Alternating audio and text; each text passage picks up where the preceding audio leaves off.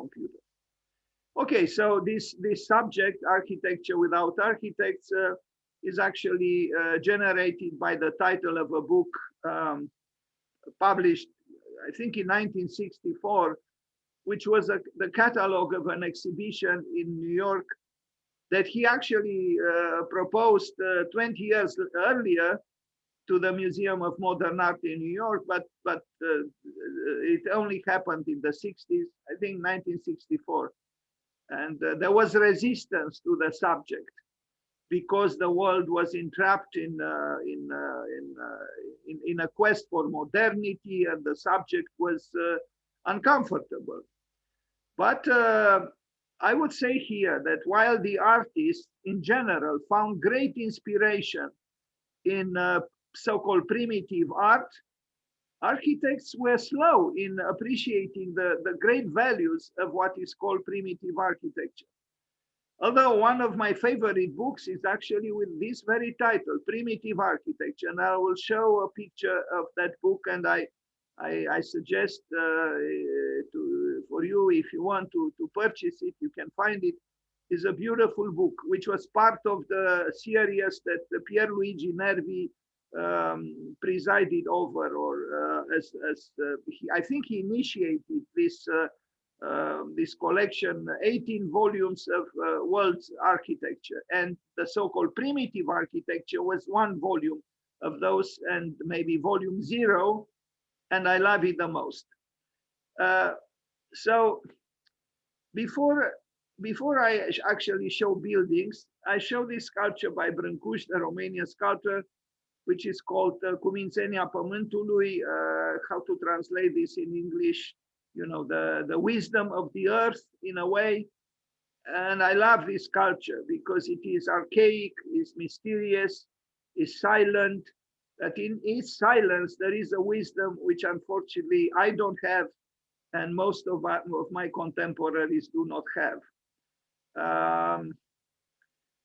I would say that architecture without architects is most of the time under the sign of this goddess of the earth, in a way. It's connected with the earth in a way that we are not. And there is a lot to talk about, you know. It's really a wisdom we don't have, because we assaulted the earth, we assaulted nature, we so-called conquered nature. An important architect today, like Winnie Maas, even talked about outsmarting nature.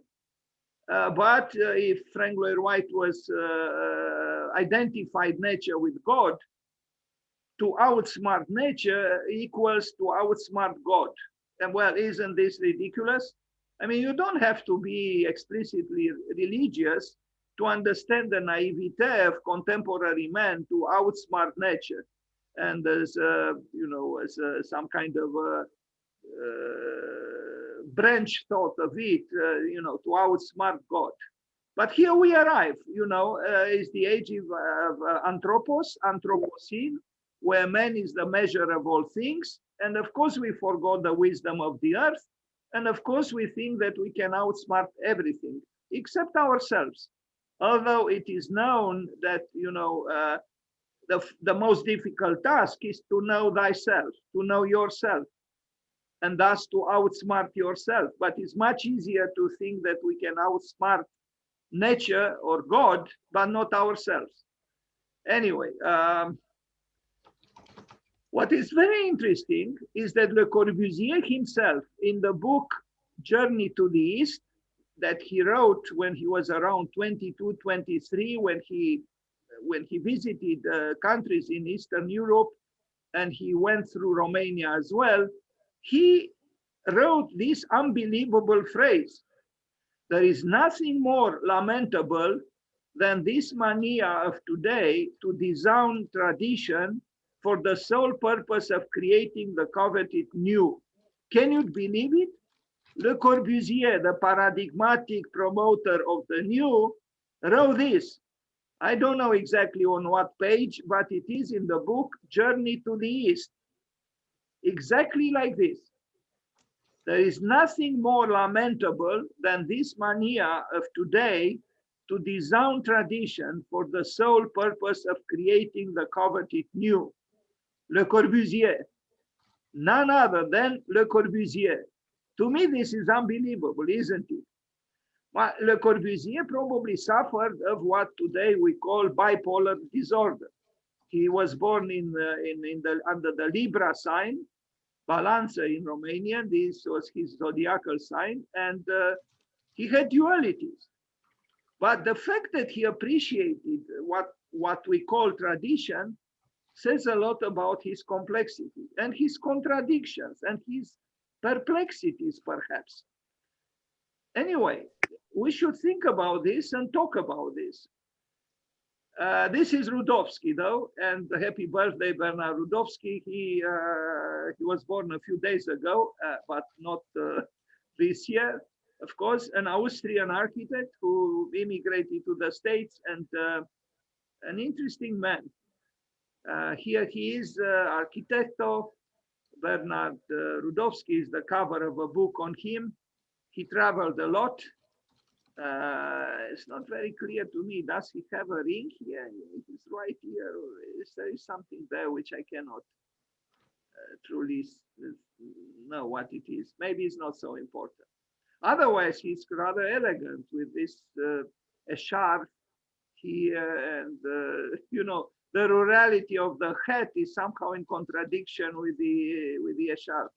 But this was the book. I mean, the fragment of the book. I have the one that was published in 1964, Architecture Without Architects. This was how it was published in 1964. And I had this book, and it was a pleasure to look through its pages, because what these non-architects built was in my opinion, amazing.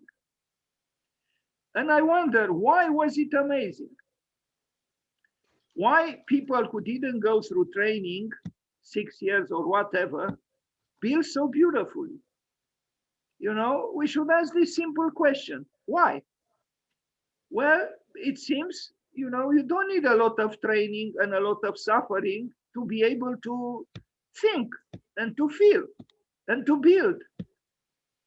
Why are we torturing ourselves with all kinds of, you know, artificialities in order to think that we are architects? Even a man like Lebesgue said that, you know, architecture can only be built by architects, which is not true. And we have the proof right here in this book, Architecture Without Architects, but not only in this book. So he called the book, and also the exhibition that took place in that year, I think 1964, Architecture Without Architects, an introduction to non-pedigreed architecture. To be honest with you, I didn't know what pedigreed meant, so I looked on the web, and it means a non-genealogical, so a non-genealogical architecture, an architecture without genealogy.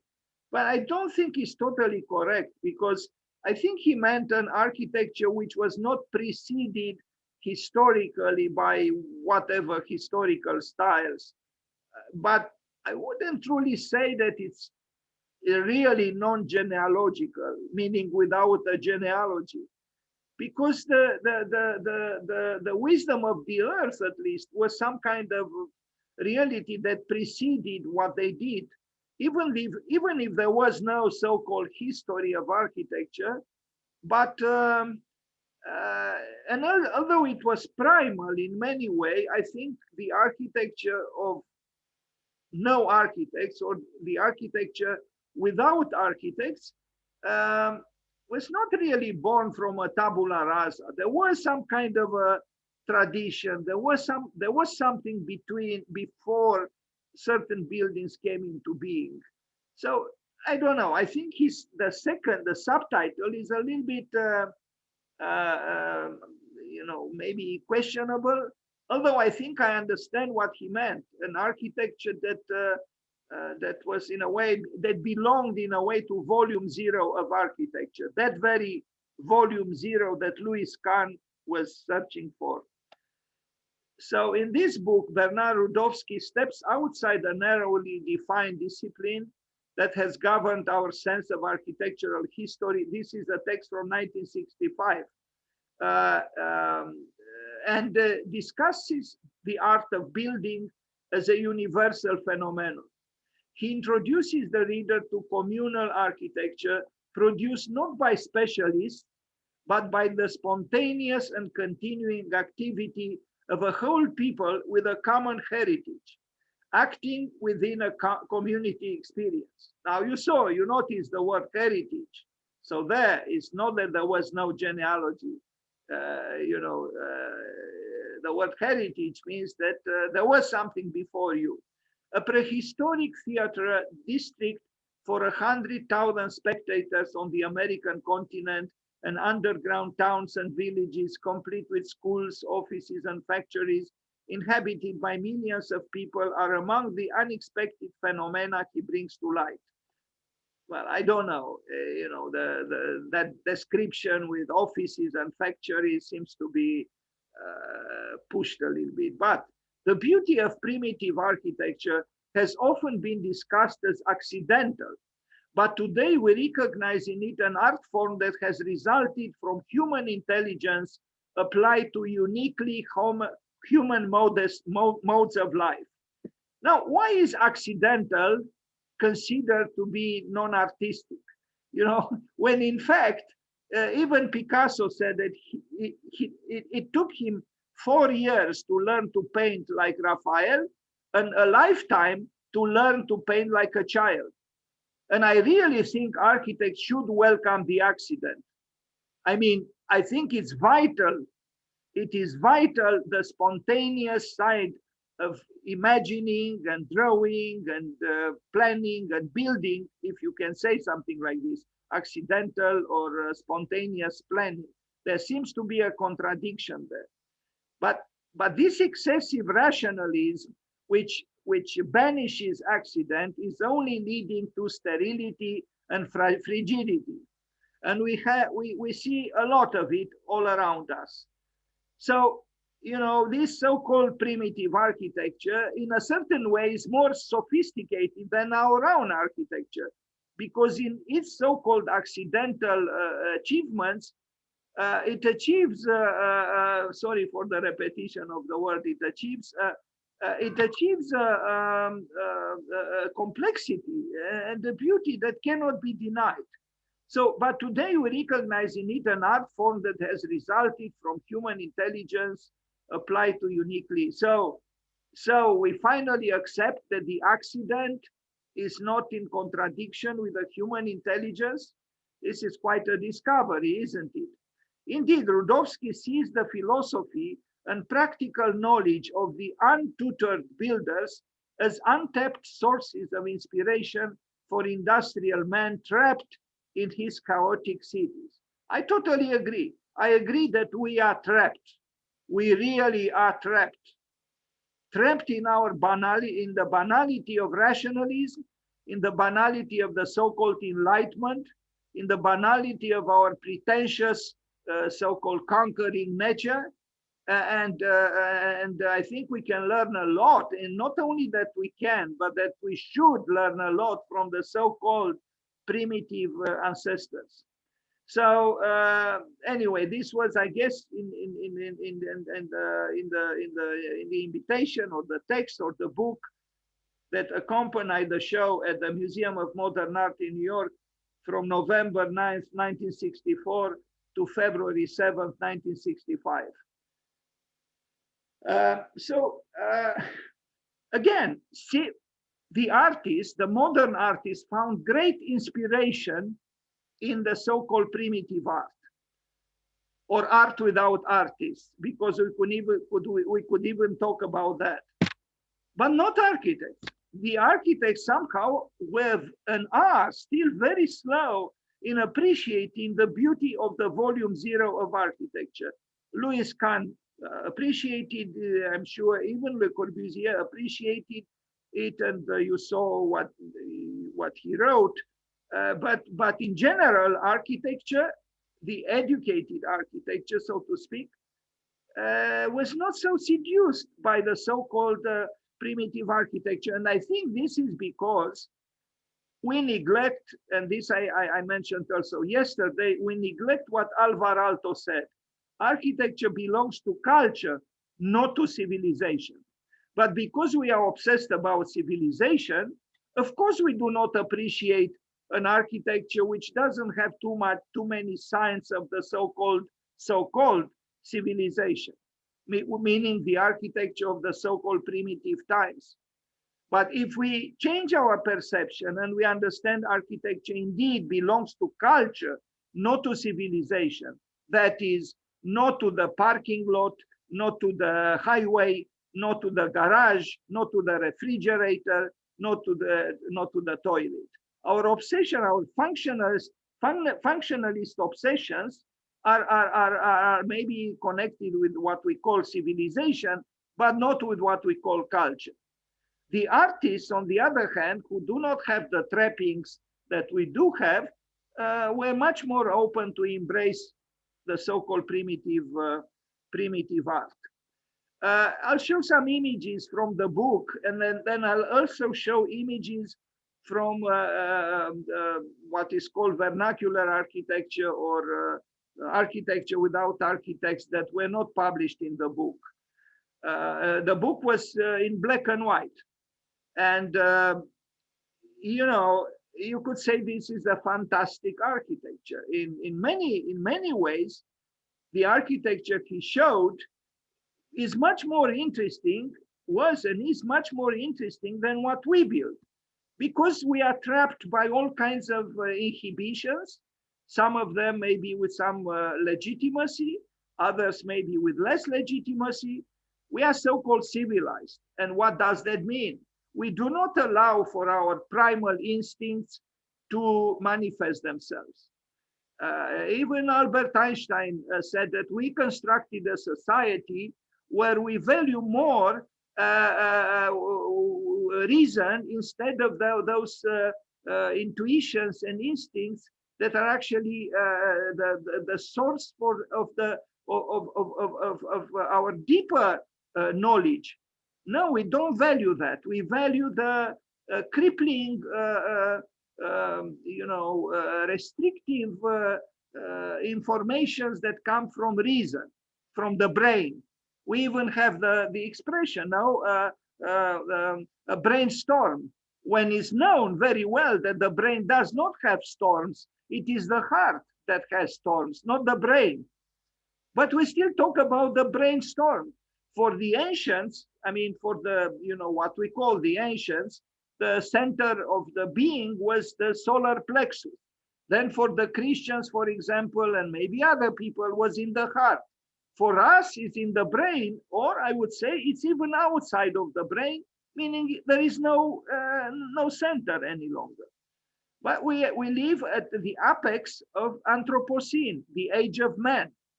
The age of man, and what did man do? Well, we covered the earth with asphalt, with concrete.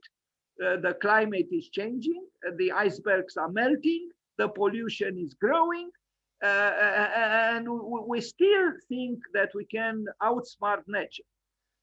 These so-called primitive people built in very imaginative and very sustainable ways, and we still don't learn from them. It's true. We would not accept their modus vivendi. We would think it's unbearable, it's too modest, they are too poor. Who would live like this today? We prefer the pollution of Manhattan or Bucharest. We prefer, the pain of civilization than the joys. Sometimes I imagine in the spontaneous way of living, these so-called primitive people actually had a joy which we often do not have. But maybe I idealize it. It's also possible. Pain exists at various levels in all kinds of forms everywhere and every time. Anyway, right now I show pages from the book that Bernard Rudowski published. What do we see here? We see a spontaneous order. They didn't use the T-square, did they? This was a form of if I can call it urbanism, that to us is unacceptable. Why? Because we think reason is the measure of all things. But we get tired of reason as well. The truth is, this is organic, it's natural, it's instinctual. It seems to say yes to life in a deeper, more subtle way. Um, there was a reason why these people built in this way. You know, nobody forced them to do this. There was no bureaucracy that told them to build in this way.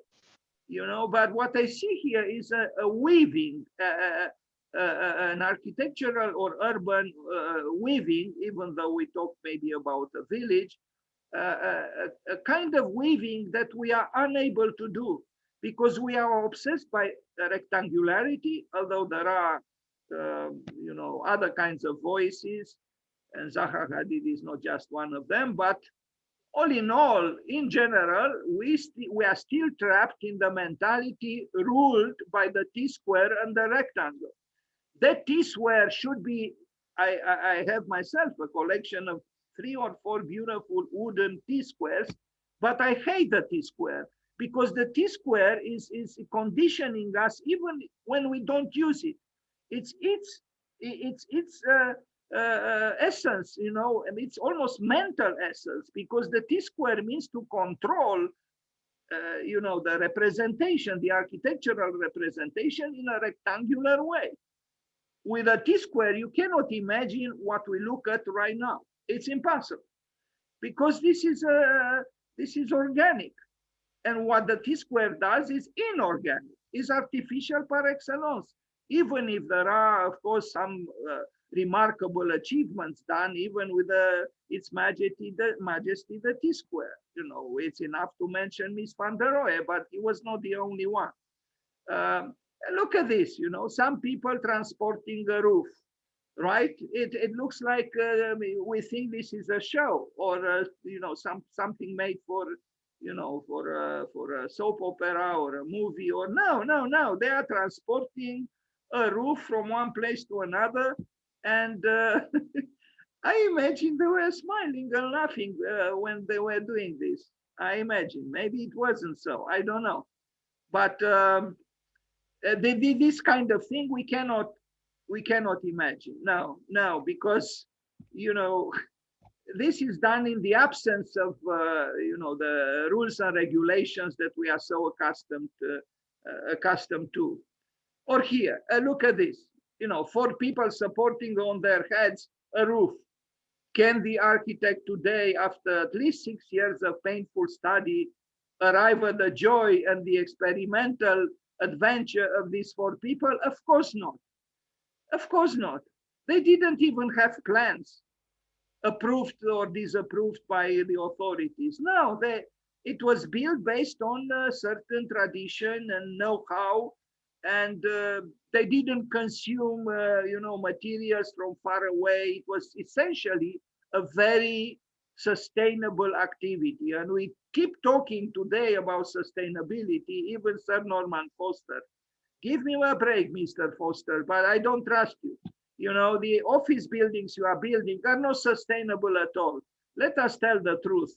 Without an immense machinery, the machinery of creating air conditioning and so on, you won't be able to live in your buildings.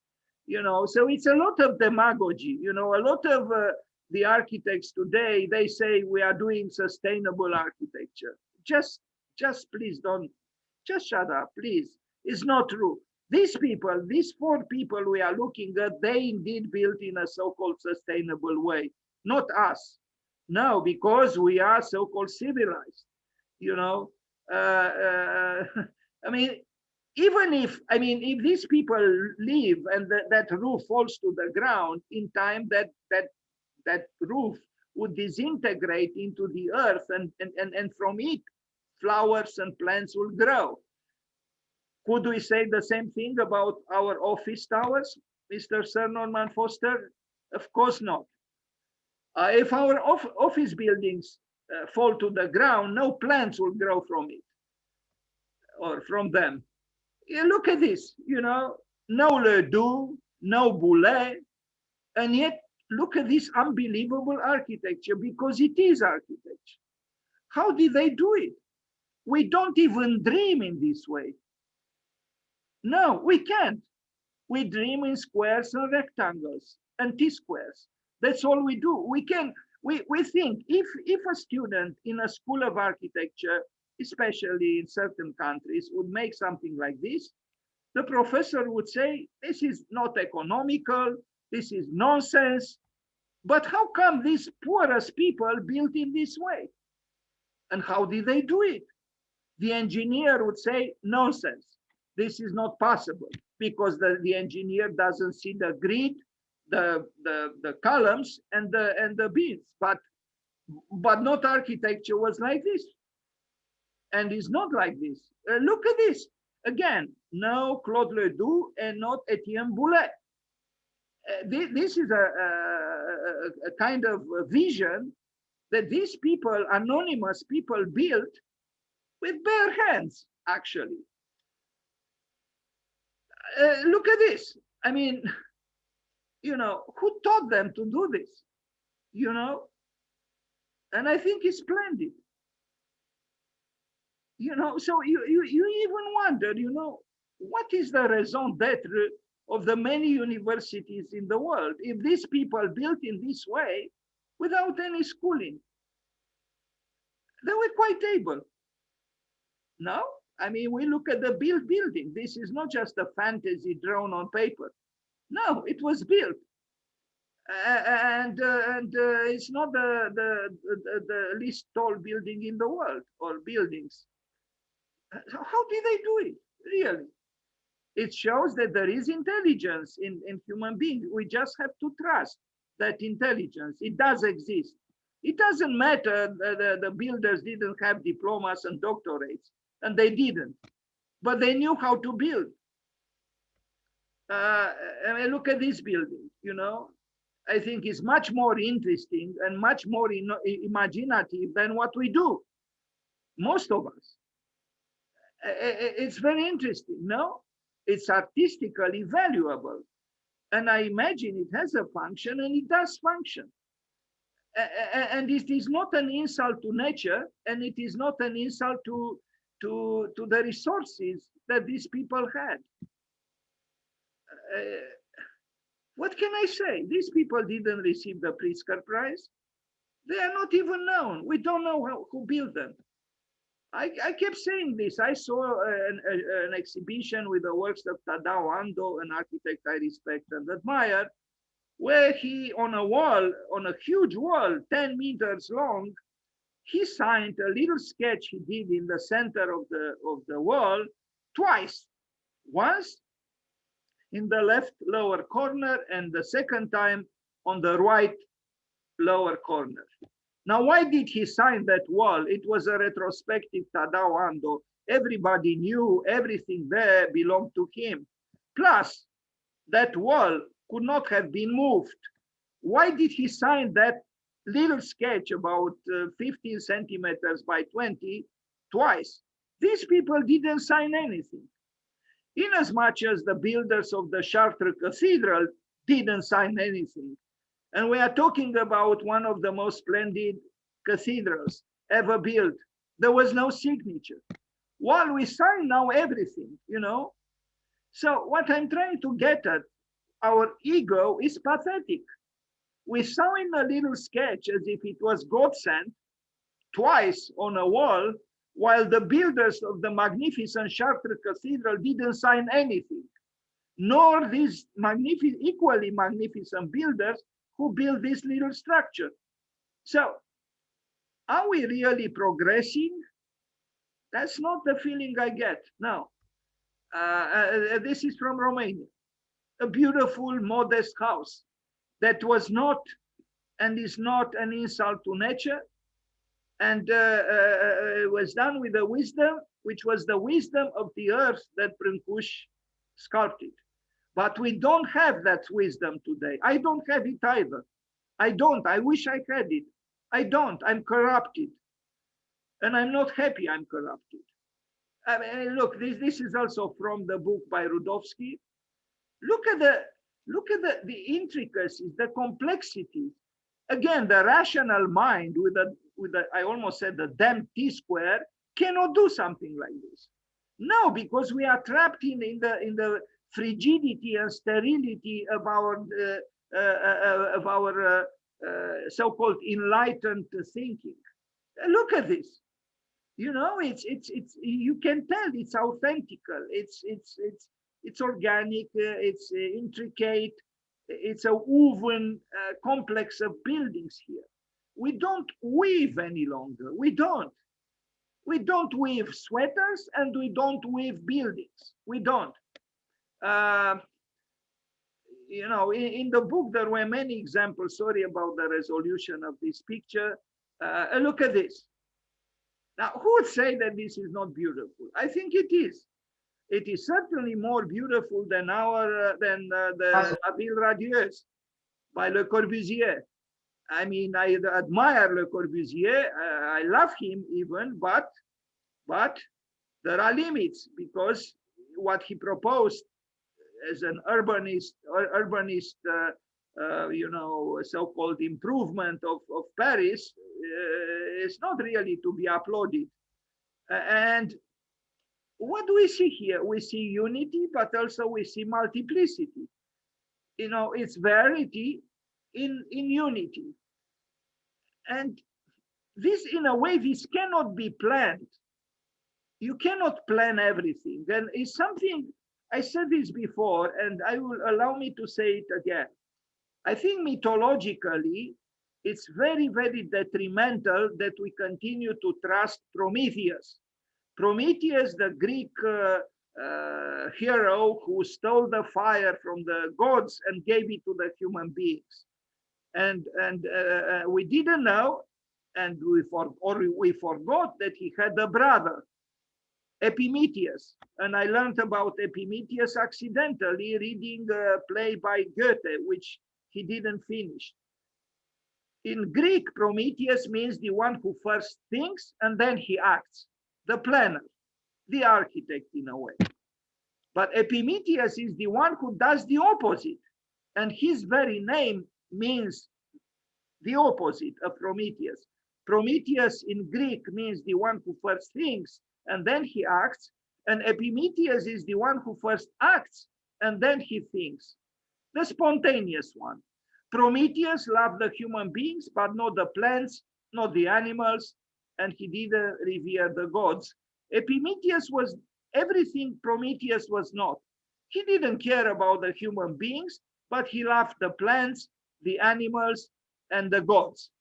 And I think Epimetheus was in a way the first ecologist. And I think we should remember Epimetheus. What we see here is in a way some kind of Epimethean architecture. It's spontaneous, is not planned. I mean, it's not planned at a drafting board. It is felt in a way. And I think if we could, to go back to this kind of apparently irrational architecture or urbanism or ruralism, because we only talk about urbanism, but we don't talk about ruralism. In other words, the village almost does not exist for us. Well, even Rem Koolhaas with his OMA, Office of Metropolitan Architecture, turned to the village lately, and he organized a big exhibition at the Guggenheim Museum as an homage to the village. The so-called architecture without architects, most of the time, but not always, is a rural architecture. It takes place in villages or small settlements. Although at the end of this presentation, I will show some remarkable images from Yemen with very tall buildings built in clay by the so-called non-architects. Buildings without architects. There is now even someone already thought of of architects without architecture. Here we have architecture without architects, but you could also have, of course, architects without architecture. Plenty of those, unfortunately. Look at these houses, you know. I mean, you know, aren't they much more interesting than ours? And what is going on here? And what is going on here? What are these ornaments? Why did they feel the need for such graphic representations? You know, why didn't they just create white walls like we do tirelessly? You know, aren't we tired of white walls? Why is it that we banish ornament? Look at these non-architects. They understood that they wanted to narrate something. You know, here I see it like a bird. I mean, and the tree. There was the joy of expression, which we don't have any longer. We are afraid of doing something like this. What architect today, so-called modern architect, would do something like this? No one, because we forgot to be children or childlike. Look at this, architects without architecture, how transdisciplinary studios reposition for 21st century challenges. Are we really repositioning? Are we really encouraging transdisciplinary work or cross-fertilizations? I doubt it. We are still trapped in our white boxes, very much so, in our rationalistic thinking. But there are voices, as you can see from this, architects without architecture.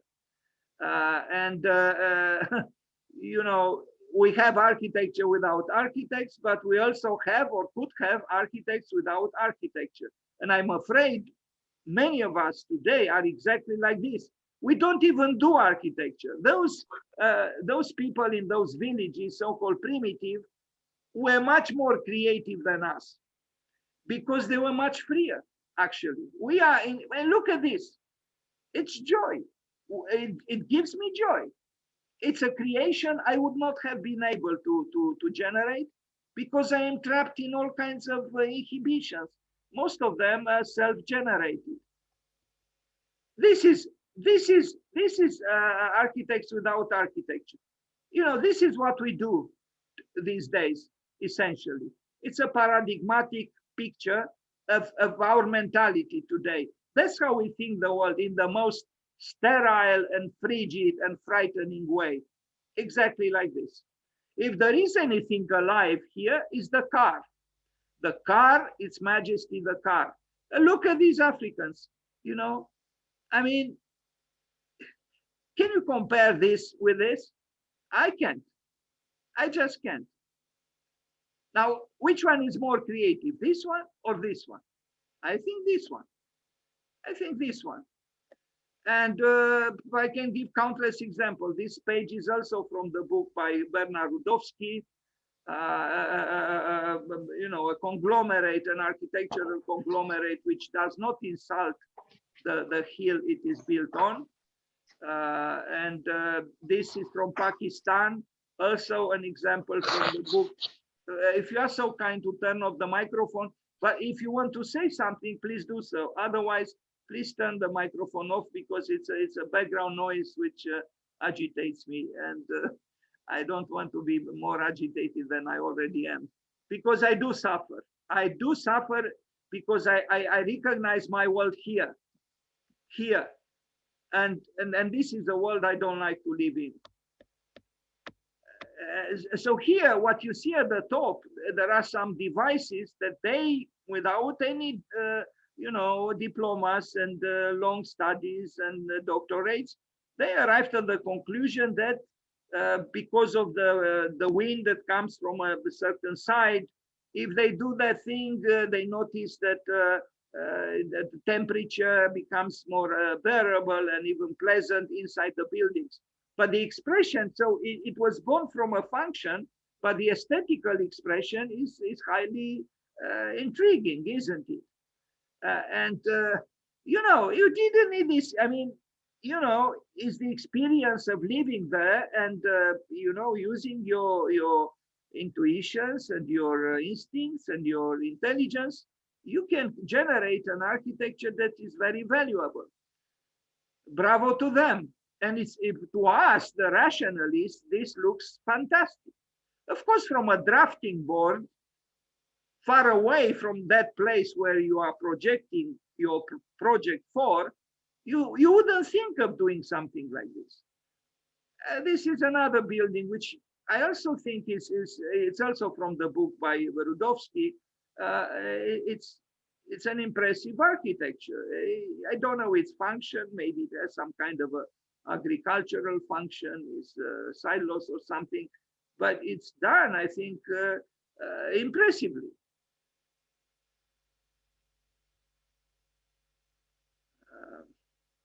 This is an image of the exhibition at the Museum of Modern Art. Now, the photographs might be as they are, with the buildings, the architectures without architects, but the display,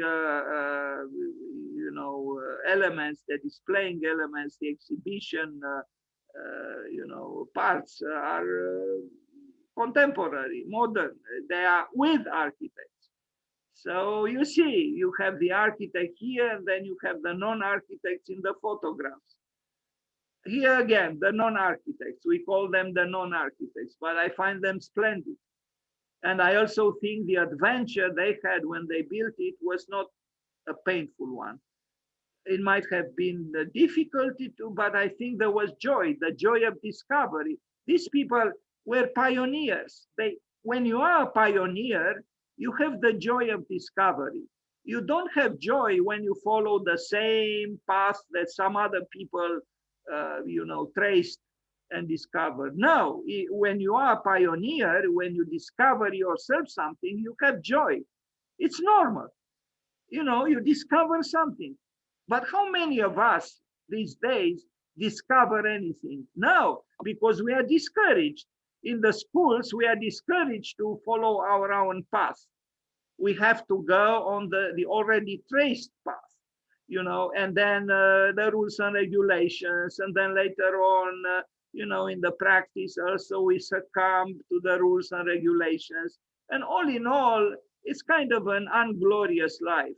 While these people, although they maybe lived shorter lives than us, it's true, the longevity of life increased in the present. I mean, look, there are architects today who, they are all over 90.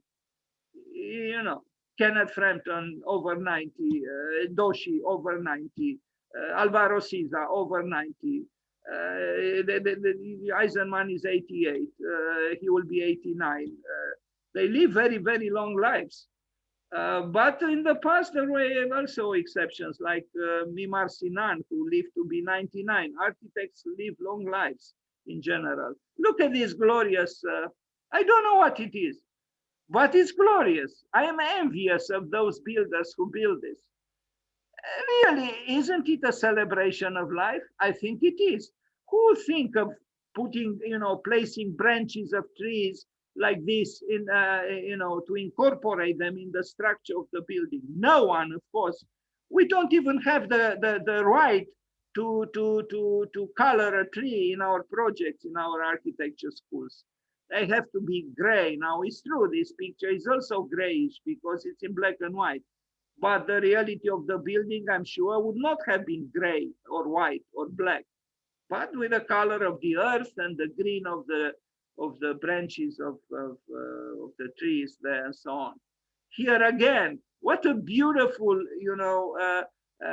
ending at the top of these buildings. It's really like flowers around the forehead in the spring of someone who has a romantic way of being in the world. Why can't we do something like this?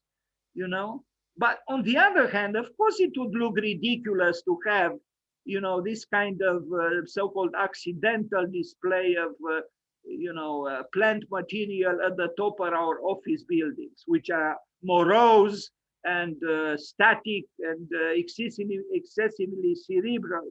Here, they make perfect sense. There is no contradiction. But you couldn't do something like this at the top of our rationalistic structures. No way. This is the book I told you about. I mean, the cover of the book. I have another picture. It's truly a beautiful, beautiful book. And look at that, cluster of buildings there, Now, what would the urbanist of today say?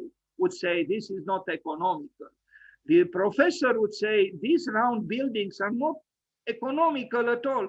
How come these very poor people built in this way? Why didn't they build them, using the right angle? You know, uh, I don't think they went against their own resources. For them, it was more economical and perhaps also more pleasing, I guess, to build in this way.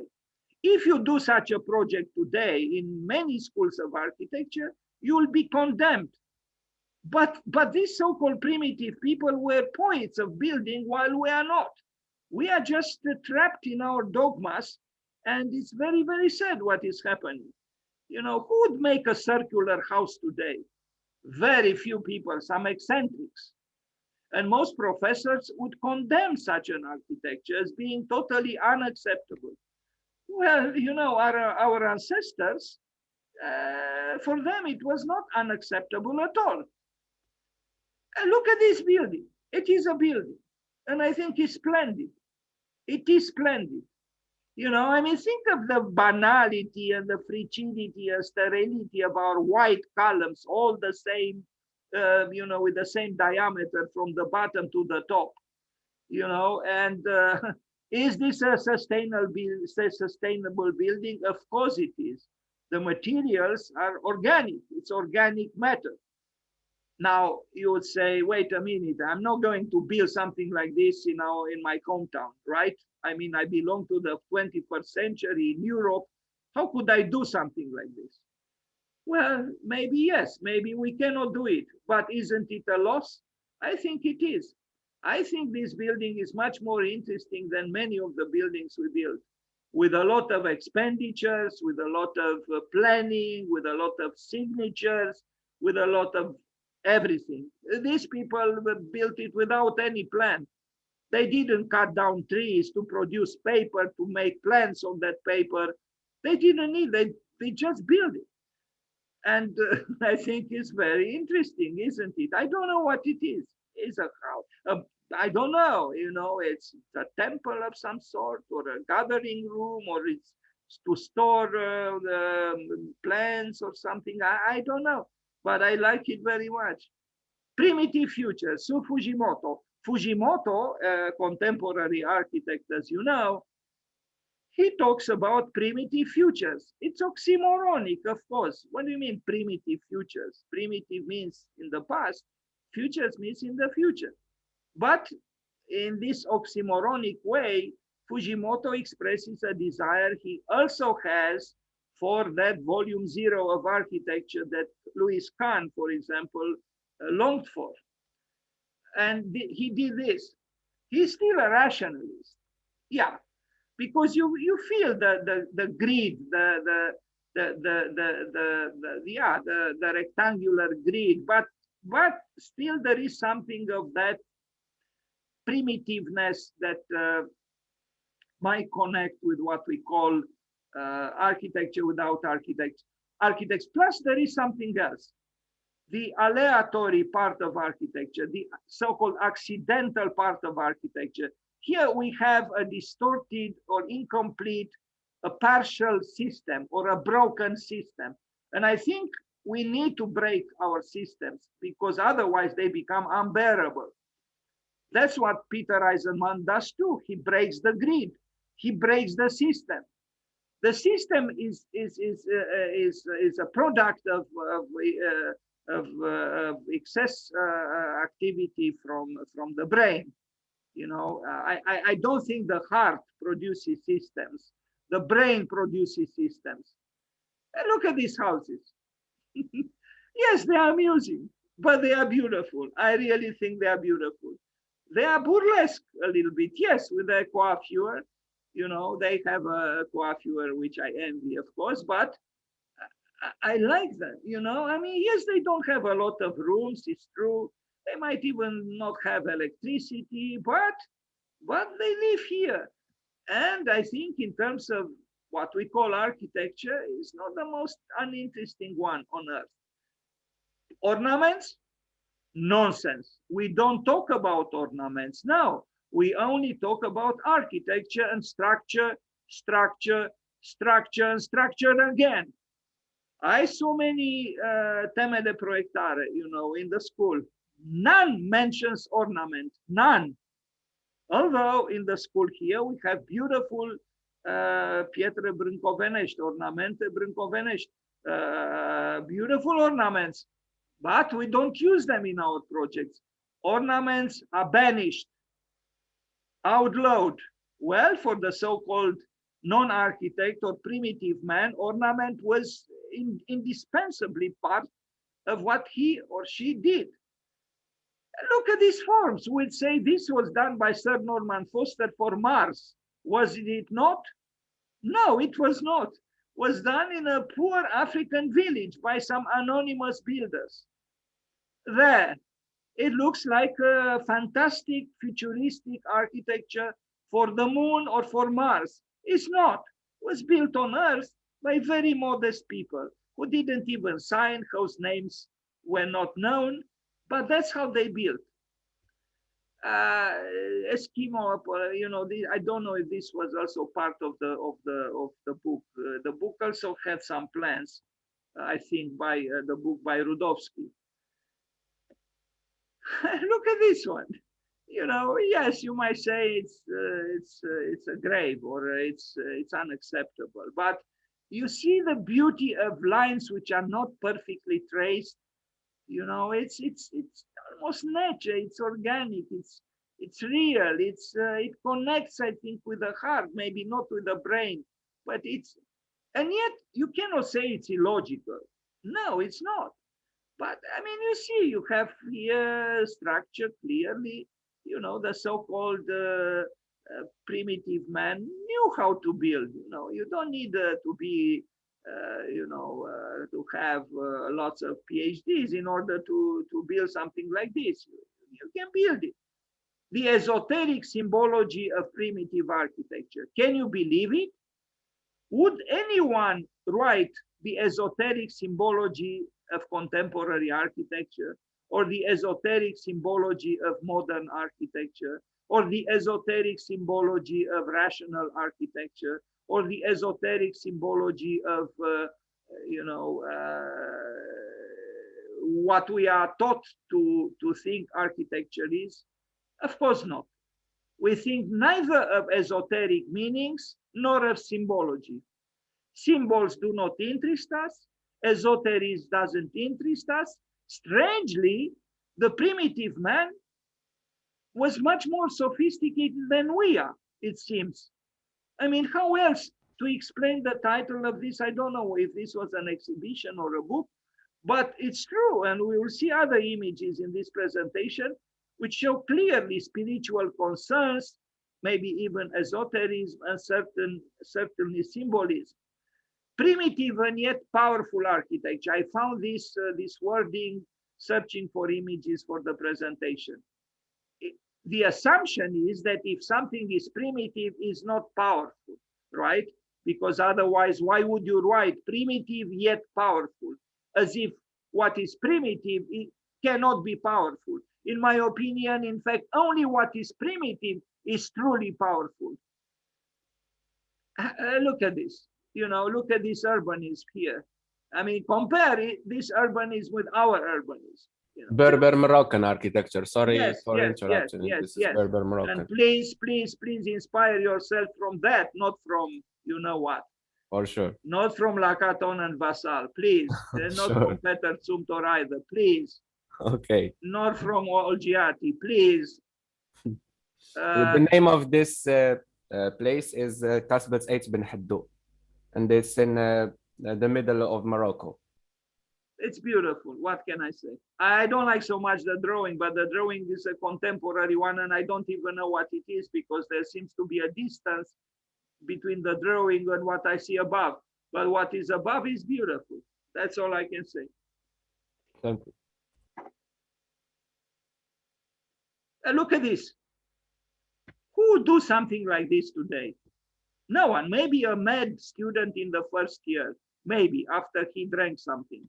But otherwise, no one, because the rationalist would say, what did you do here? What is this nonsense? What is it? You can't even draw it, of course, with the T-square and the rectangle. You can't. for this, in order to come into being, you need to get rid of the frigidities that inhibit us today. And look at this. This is a woven thing that made me think, and I will show you now a project done by a contemporary architect who was born in Egypt, but she's now in New York. She's a young architect. She did a project for a tattoo academy, which is in a way very much in the spirit of this. I'm talking about Shakira Hamad, who did a project for a competition, a tattoo academy in Melbourne, where she was weaving kind of like this is woven. It's, of course, again, with a T-square and a rectangle, you cannot do something like this. It's impossible. This is architectural basketry. This is one of the pages, two pages that her project consisted of. She's trying to recuperate, to bring into contemporary life or contemporary times something of what the so-called primitive man was able to do. And of course, the task is very, very difficult, almost impossible. She is using here sophisticated softwares, technology, in order to weave these things. These are studies of spontaneous order that she did with a pencil, kind of, graphic works, trying to capture that spirit of spontaneity that can be found in the so-called architecture without architects. Do we do this kind of drawings in the schools of architecture? Of course not. They would be considered nonsense. They are not nonsense. They can be found in nature. You just have to feel them more than to think them. And this is, again, the other page of the project. I hope I have other pictures, not so much this. The truth is, we can find a lot of inspiration in nature. But nature is not rational. Nature is not rectangular, is not Cartesian. And we have the ambition to outsmart nature. There is a visible nature and there is an invisible nature. There are splendors under the water. There are splendors everywhere, within ourselves as well. But we don't know them.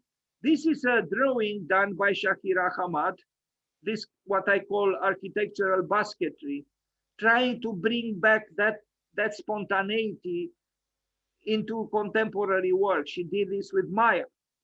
Or this, you would say this is not a building, right? You would say it's not a building, but this is a building. This is a building.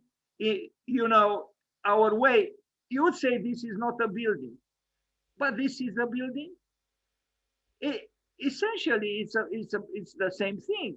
It's just that our conception about building is mainly based on a grid with columns and beams. But the truth is, you can have a structure which is at the periphery of the building, and many of the so-called architects the architecture without architects is done in this way. There are different ways of crystallizing an architecture, not just on the rationalist paradigm. This is also what is done in certain late works by Zaha Hadid architects, where they are bringing together structure and ornament, where the structure becomes ornamental and the ornament becomes structural, and it's possible. It is possible, and but we have to get rid of our dogmas. That's all. Anyway, if we envy the so-called primitive man, and I think we have all the reasons to envy him or her, it's exactly because they have a spontaneity which we don't have any longer. We don't. We are so rigid, extremely rigid and dry, and we wouldn't think about architectural basketry. No way. Or this kind of plan. We would say this is nonsense. It's not nonsense. It can be seen even in what animals build, because animals also have their own intelligence, intuitive intelligence, and they can build very beautiful structures without having any kind of schooling in architecture. How do you explain it? Anyway, the Benedetta Taliabue Spanish Pavilion at the Shanghai Expo in 2010. Look at this, an woven structure. Uh, you know, again, with a T-square and a rectangle, you cannot do something like this. It's as simple as that. Yes, she's a contemporary architect, and a trained architect, but she tried to connect with that so-called primitiveness, which we are still so distant from. This was built, and she won a competition. And you would say this is irrational. I wouldn't like to see too many things like this. I miss my rectangular box. I miss my rectangular room. I miss my block of flats. But I don't know. I mean, are we only brains? The world of the unconscious does not exist. What we call unconscious. It's true. Beneath this woven covering, there is another kind of weaving with steel here, quite complex, which again cannot be achieved with a T-square and a rectangle. It cannot be achieved. So in a certain way, we arrived at the most sophisticated... Can I ask a question? Pardon? Sure. Well, if you say that the right angle is so problematic, how could ancient people, for example, the ancient Romans, would be able to, by using the right angle to implement magnificent structures and also to give them poetics and those unconsciousness that you were talking lastly? How would you explain that? Well, first of all, I would ask you a question. Did the world start with the Romans? No, but also in prehistoric architecture, like in the Middle East, also they use the right angle and so on. Yeah, the first images when they were like building with round structures, yes, that's another it's another story. But in the ancient cities of Babylon, they were having like the same pattern of constructions like the Romans, the same urbanism, so to speak. Yes, but you are mentioning two empires, are you not? Yes. Okay, let's talk about this. You are talking about the architecture of power, while the architecture without architects is the architecture of weakness. If we are to use the word weakness in opposition to power, although so-called weakness has its own intrinsic power, and it's that beautiful so-called weakness that Lao Tzu talked about. You talk about two paradigmatic empires.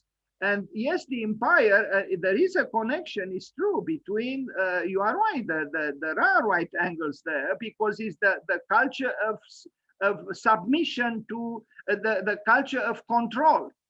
You are controlling. The Roman Empire was controlling through force, through power. The same was true of architecture in Mesopotamia. It was the culture of imperialism in a way. And I'm very happy you asked these questions, because I'm very tired and afraid actually of this architecture that is pressing on me, is forcing me to submit. It's even Le Corbusier, whom I admire, he wrote a poem, Le Poème de l'angle droit, a poem of the right angle. But he also built Ronchamp. And I'm glad he did, but he had an autocratic side to himself. He was not so and it's not an accident that he collaborated with the Vichy government, which was a Nazi, was also itself collaborating with the Nazis.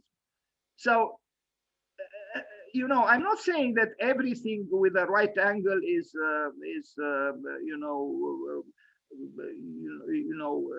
inevitably connected with authority, with an excessive exercise of power, although many times is. You could mention also Greece. Greece also uses right angles, and they had architects. Iktinos and Kallikrates built the Parthenon. It was a cultured architecture which had its value. But today we were supposed to talk about architecture without architects. And that architecture without architects has values which, in the name of control and power and authority, often we neglect it. We think that this is nonsense.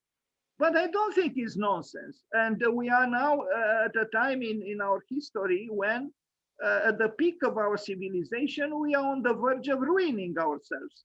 The pollution is very, very high. The icebergs are melting. The climate is changing. We didn't have winter this winter, did we?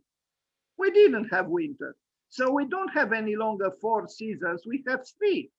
I'm not saying that the right angle took winter away from us, but maybe indirectly, to an extent, it did, because we are so confident that we are the conquerors of the world, although, surprise, surprise, some of the most so-called successful people today want to leave Earth.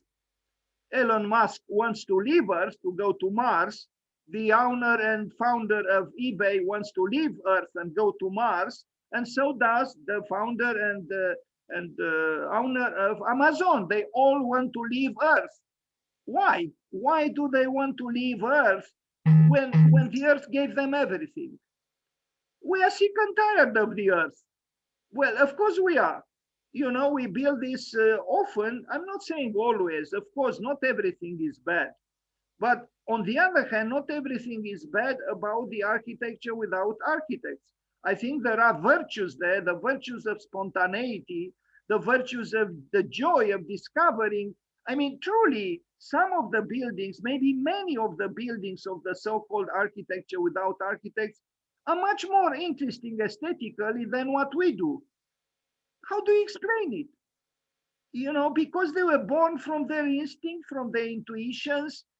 They were unrestrained. They didn't have inhibitions. They didn't have restrictions, rules and regulations. And it was a very natural way of building. If we could build, it was said, does nature use the right angle? It doesn't. It doesn't. Why didn't God use the right angle? Because it doesn't. Maybe there are very rare exceptions. Most of the time, the right angle does not exist in nature. So it seems God didn't really like the 90 degrees angle. On the other hand, Zaha Hadid, I think, was legitimate when she said, if there are 360 degrees, why are we using only one? It's because we are rationalists. We are the children of the Enlightenment. We still believe in reason, although when you have excessive reason, the result or the consequence would be that at one point, the unreason will explode, and it will explode first on the couch of Dr. Freud. Why did psychoanalysis come into being in Vienna? Well, it came into being because we inhibited ourselves in so many ways. The superego pressed the id, the deeper knowledge and the intuitions, the instincts didn't allow them to be expressed. And then you got sick. I saw a map of Manhattan with centers of psychotherapy. Truly, it was like a forest with mushrooms after the rain. Thousands and thousands and thousands. I didn't count them, of course, but they covered the whole map, which shows clearly modern man is not well. Because if you are well, why would you go to a psychotherapy center? I'm not saying that life in the past was great and in our time is terrible. There are good parts in our life. There were good parts then. But one thing is for sure, we divorced ourselves from nature, and not only from the external nature, but also from our inner nature. Because the inner nature is certainly not using the T-square in its mechanisms, is not. I mean, this kind of would be inconceivable from us. You would say it's no, we wouldn't even think of it. Or this kind. Look at these people on the facade of this building. Now, of course, in our time we couldn't even do it because we wouldn't be allowed. Because if you can imagine climbing the facade of a building like this and having no insurance. And if you did have insurance, the insurance company would not allow you to do this because you have all the reasons to imagine that you could fall, and then the insurance, all the calculations, everything is calculated. But I believe these adventurers had some kind of a joy when they built this, which we do not have. Even Tadao Ando said that he always had a dream to actually build with his own hands. Of course, he didn't build with his own hands. And he couldn't do with his own hands his smooth concrete in no way. Although looking at this roof, I remember his project in Mexico, where he used his smooth concrete for the building, and then to mimic the traditional culture, he placed such vegetable material on the roofs, which I thought was very inappropriate. And this is also from Morocco, Mohammed, is it not? Mohammed, you left? Anyway, but it is from Morocco. I'm here, sorry. Okay, this is from Morocco. Yeah. Yes. Anyway, I don't know where this is from, but I don't know where this is from. But one thing is for sure, it seems the world of the dream, even here, you would say this is an architecture that is very stern, very small openings. Where are the large glass walls? There are no glass walls. I mean, this climate there would not allow for something like this. But we wouldn't care, would we? Because we have air conditioning. And look at this. What architect today would imagine something like this? Maybe Sir Norman Foster for Mars, but not for Earth. But look at this. This is very interesting, because I do believe Gottfried Zemper was right. The first architectural gesture was actually weaving.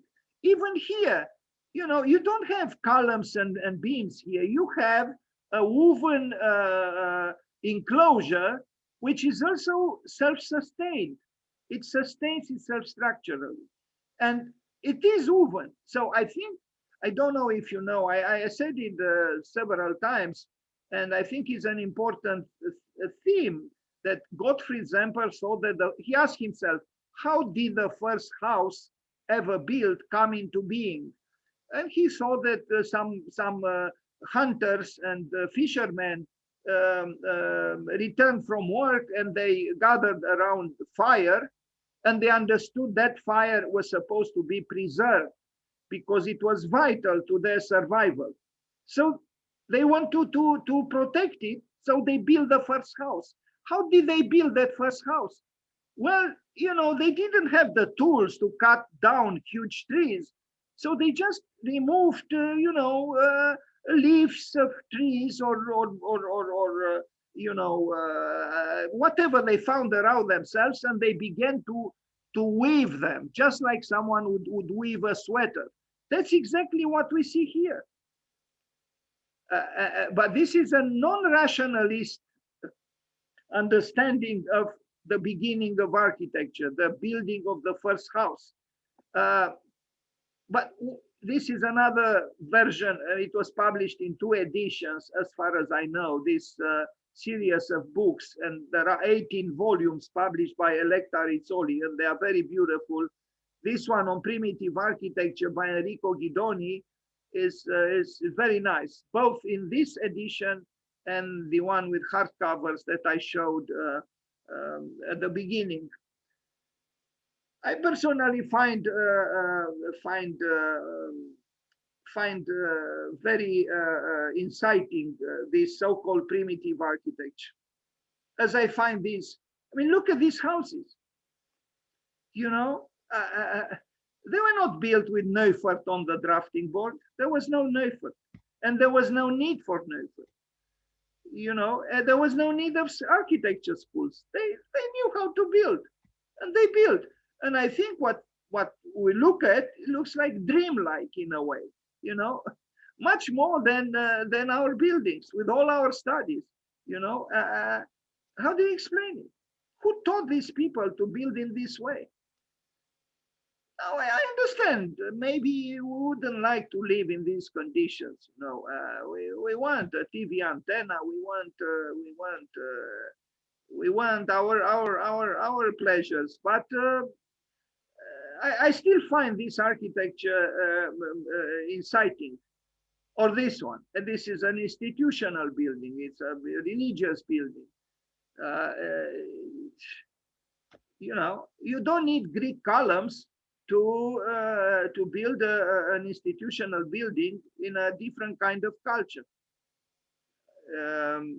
Is this building without the power to impress? I don't think so. I think it is impressive. Look at this one. You know, you wonder, is this a bread that was cut into, it looks like a kozonak, you know, that was cut and it was built in this way. Very interesting. Again, it's not the paradigm that we are accustomed to, you know, where, as Peter Eisenman said, any project should start with a grid. Well, obviously, these people didn't start with a grid, you know, and for that matter, neither did Alvar Aalto or even Kahn. You know, Kahn maybe uses sometimes a little bit, but you can do architecture without a grid, and you can do architecture without the T-square. I'm convinced. After all, the T-square, from what I read, came into being in the 11th century, but the world existed before the 11th century, didn't it?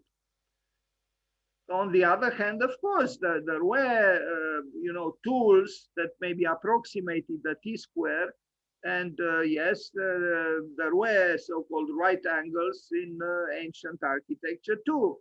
But most of that architecture is not an architecture that would qualify to be called architecture without architects. No, there were architects there, especially those serving those in power with authority, you know, and they built palaces and so on, you know, large buildings. But those without education, those without resources, those without empires, built like this. And if we are to talk about sustainability, I think we can learn more from them than from the Roman Empire, which, after all, did fall, didn't it? So all the empires that are so full of themselves, sooner or later will fall. The Mesopotamians fell, Babylon fell, Roma fell, America will fall.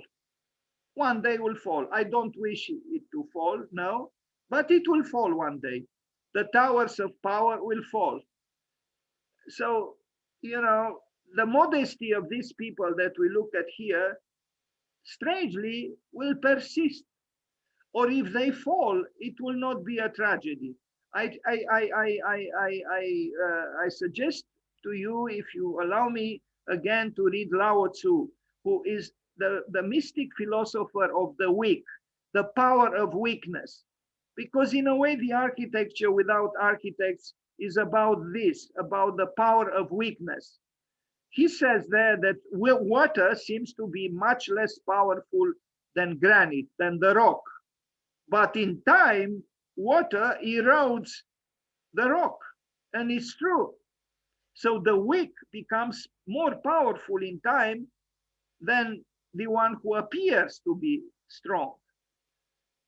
In their modesty, these structures move me because they are, you know, these things didn't pollute the earth, did they?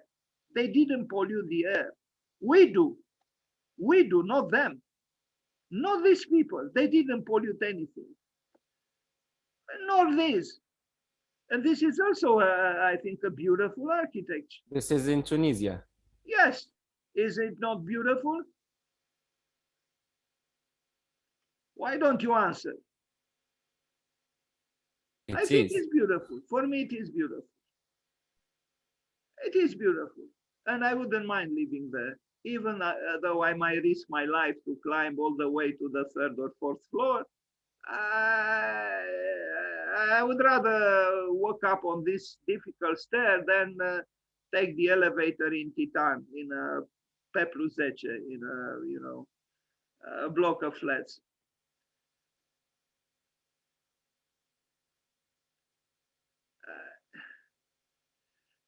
You know, there are reaches in our so-called unconscious, in our in the darkness of our soul, in our intuitions, which we do not express, but they exist.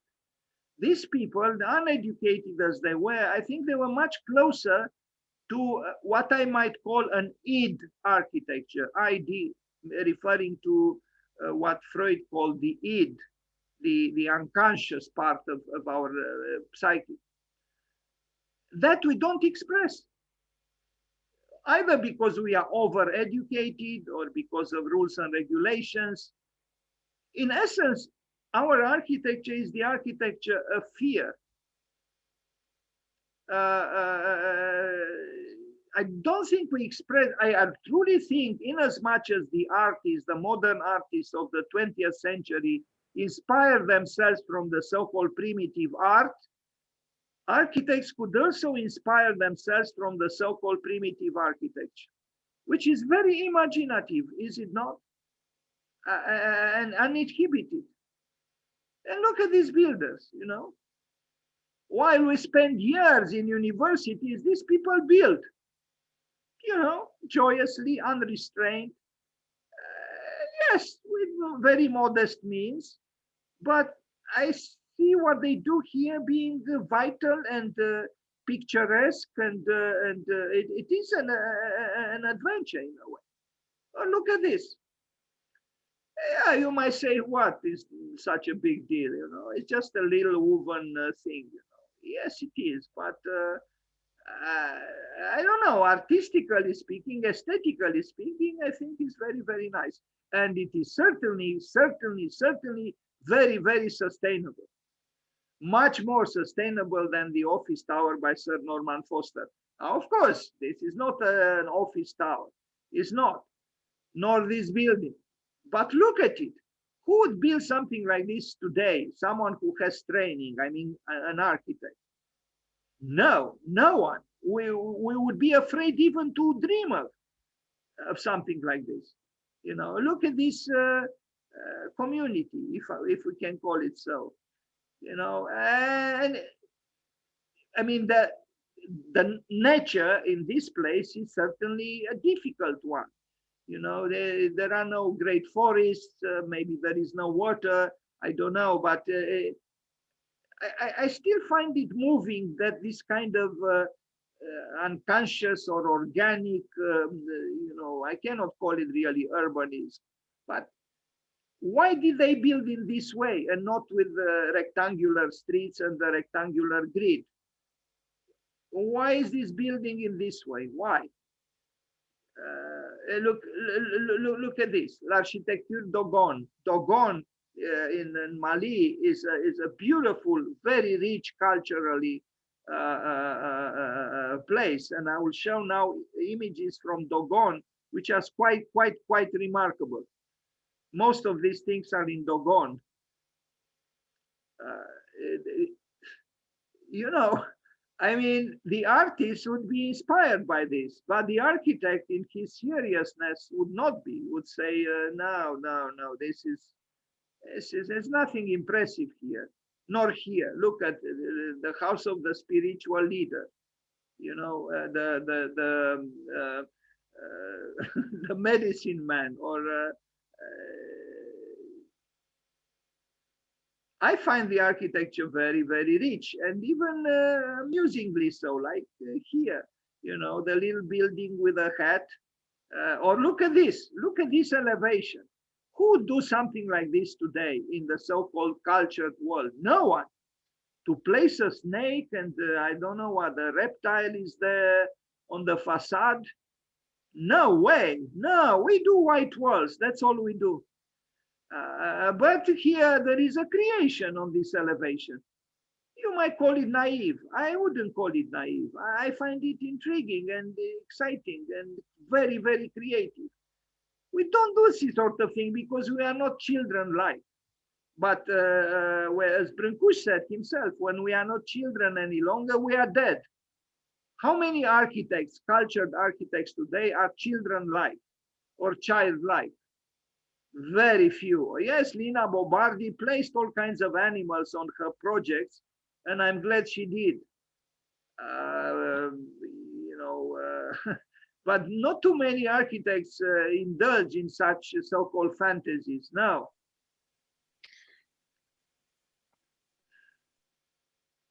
Look at this. Look at these 4 buildings. And they are 4 little buildings, you know. They are not for people to live in. Maybe they are, you know, structures to deposit certain things in. But aren't they delicious? I think they are. They are music. They are burlesque. They have heads. It's like 4 characters, you know. We don't do things like this. No, we don't. Or like this, you know, we don't.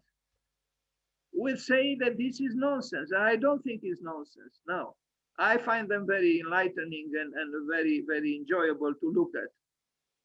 Yes, life was difficult. Yes.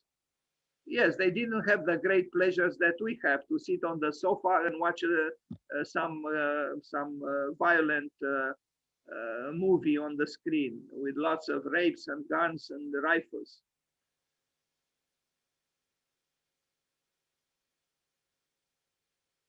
But also, we must say it again, these buildings do not provoke the climate change. They didn't, and they don't, and they will not. Ours do, not these. No. It is true, these are for small communities, very small. They're for small numbers of people. We are dealing with billions of people now on Earth. Are we not? Look at these houses. Now, what would the board of whatever bureaucrats in whatever modern city would accept something like this? They will find all the reasons in the world to say this is not possible and this is unacceptable.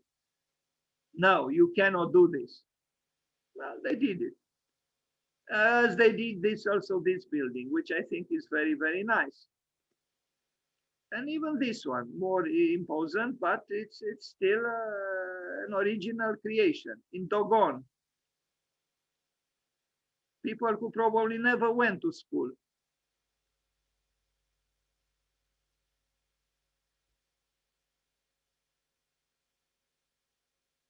Look at the builder. Look at Alberti. Look at Brunelleschi. Look at him. Look at Le Corbusier. Look at him. His name is Le Corbusier, the first. He was the first Le Corbusier. Look at him. And he built this. He would say, "This is what is this? This is nonsense. This is what is this? It doesn't have a Greco-Roman facade. I don't see the Doric columns. I don't see the grid. What is this? It's a sanctuary. Okay, a sanctuary. A what? I said a sanctuary. What is that?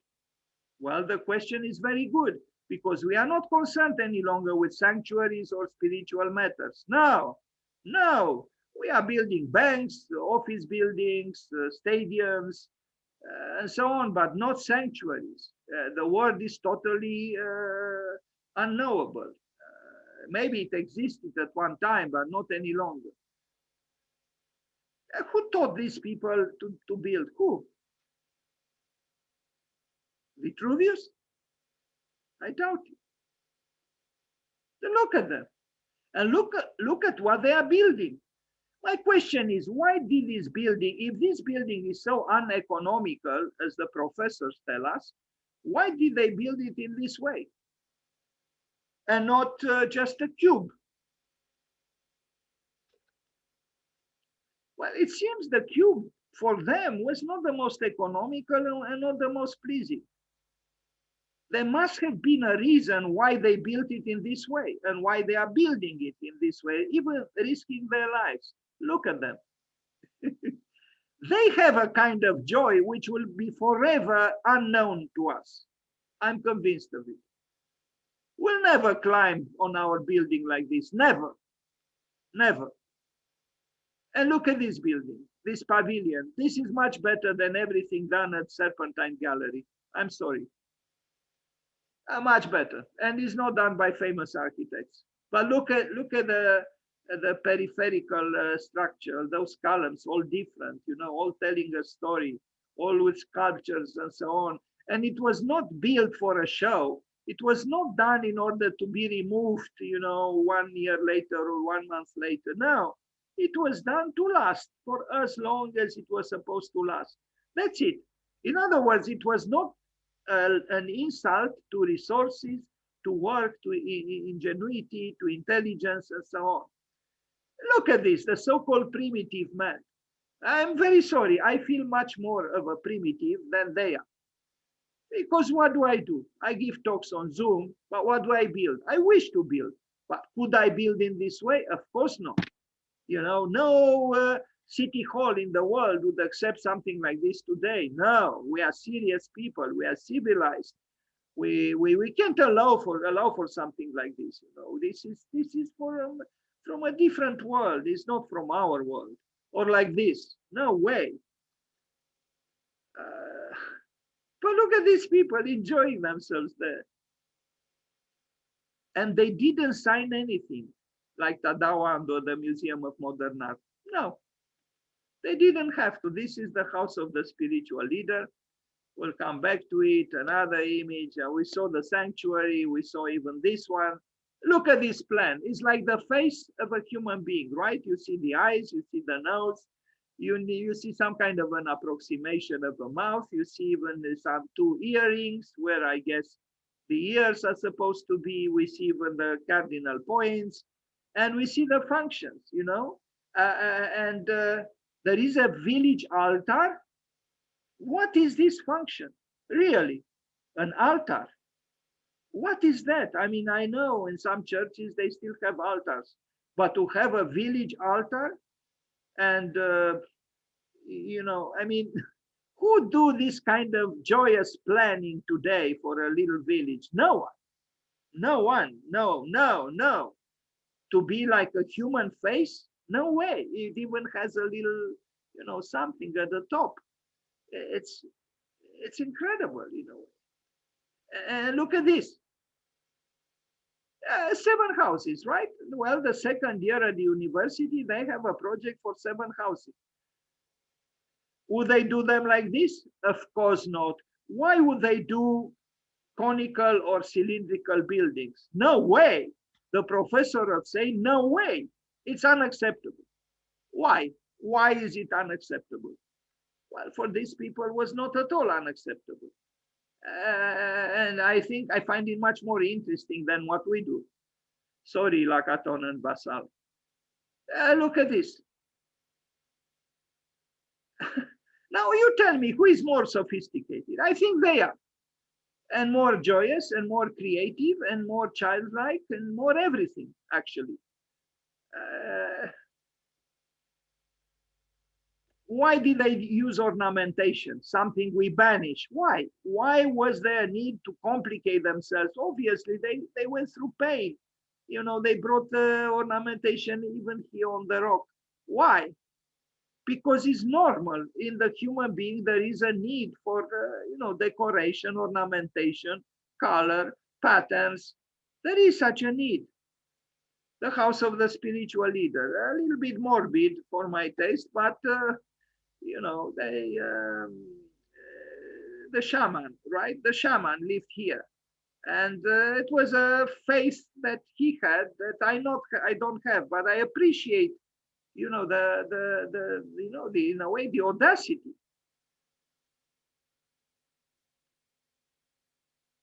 Look even here, look at the openings on this facade or this one.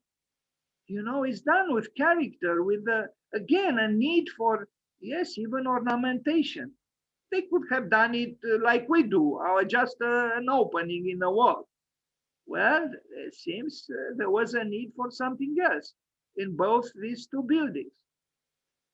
Maybe we can learn something from these so-called primitive people. Look at the hair, kind of grown up, it's true, of this building, you know. I find something here that inspires me. Unfortunately, it is an inspiration which is useless. My world would not accept such things or such a thing. Look at this. Each figure is a little bit different from the others, and they are part of the elevation of a building. And it's just a fragment of the elevation of a building. I think it's very beautiful, as these are, as this building is. This might be the last image of this imperfect trip through what we call the architecture without architects. No, I end with a few tall buildings from Yemen clay architecture. Yemen, of course, is considered by the United States as being the birthplace or the cradle of terrorism. But look at these little Manhattans built in clay. Who are the architects of these buildings? Look at this. Yemen. Look at the builders. Look at Alberti. Look at Brunelleschi. They are all there. You know. They have some incredible cities there, you know, Sana being the capital and being like this. It's just incredible how they build very tall buildings with clay. Look at this. So what I'm trying to say is not just villages were built without so-called architects, but even cities like this one in Yemen, and they continue to be like this.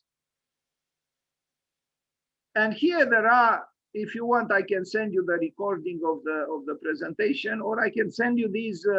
I found some very interesting websites that talk about this topic, architecture without architects, in a more complex and critical way than I did, very intellectual and very enticing. I would like to read them myself again. Architects without architecture. Here is the website where you can find the interesting approach to the title, or this one, Afterthoughts on Vernacular and Spontaneity. Spontaneity, which is almost totally absent in today's rigid planning strategies that we use in order to be active as architects. Okay, thank you. Now, either we talk now, or I can make a presentation on Wang Shu. Wang Shu, who is very, very relevant to the theme, and he even received a Pritzker Prize. What do you think? Maybe it's better to have both presentations. You mean to continue with the Wang Shu? I think so. Okay, I will begin now then with the Wang Shu. I have another presentation actually about Amereida. I don't know if you know about Amereida, a very, very, very interesting experimental town built in Chile by architects and students and poets and artists and writers working together, kind of like in the spirit of architecture without architects, although here they are architects, they are intellectuals, it is an absolutely amazing experiment which continues to this day, and it's something that probably Heidegger would have loved to see. So, okay, let me start with Wang Shu, and maybe if we have time, I will also talk about Amereida. So I begin now with Wang Shu. Just a second. Let me activate again the screen. I admire Wang Shu a lot, and I think he's showing us a way of doing architecture which is different from what the mainstream architecture does. Very much so. Very amateur architecture. Amateur architecture. Okay. Slideshow from the beginning. Even the name of his office, Amateur Architecture. Can you believe it? I mean, this man. What am I doing here? Share screen. Just a second. I think I'm a little bit inefficient now. I'm sorry. And now I want to. The recording went on. The post recording. Okay. So, amateur architecture. Now, of course, the professional would protest. Would say, "Wait a minute. We are not going to sit here and look at a presentation about some amateur architecture, right? We are trained architects with doctorates and so on, and we don't want to look at amateur architecture." Well, it happens that Wang Shu is a doctor in architecture, and he also received the Pritzker Prize, and we didn't. And yet he named his practice amateur architecture. How do you explain it? What architects today would call themselves amateur architects, and their office amateur architecture? I don't think too many. But Wang Shu and his wife Lu Venue did just that. I think it's the time now to mention something forgotten, that the word amateur comes from amare in Latin, which means to love. L-O-V-E, to love. Does this sound too banal? I don't think love should be banal. So why is it that we banished love from so-called seriousness, from being a professional? You know, those people, the so-called, I mean, the builders of the architecture without architects, those architects without diplomas were amateur architects or builders, but they build magnificently. Wang Shu also builds significantly now, sufficiently significantly to receive the Pritzker Prize. I think he understood, Wang Shu, the value of the subversive value of what the word amateur might have. And it's very possible he knew the fact that this word comes from amare, which means to love. Dilettante also comes from delight, meaning to have pleasure. Something, again, we banished from our activities. You know, no love, no delight. So both the dilettante and the amateur are considered, you know, a nuisance. We could tolerate them, but we certainly would not allow them to build. No, we are the world of professionals, of course. No amateurs or dilettantes, no. Well, what can we say? Wang Shu called himself an amateur architect. The thing is, I don't know why this thing is showing up here. Something is wrong. I have to, just a second. Something, I don't know, recording. Let me stop. I think I know what is happening. Just a second. Let me stop the recording.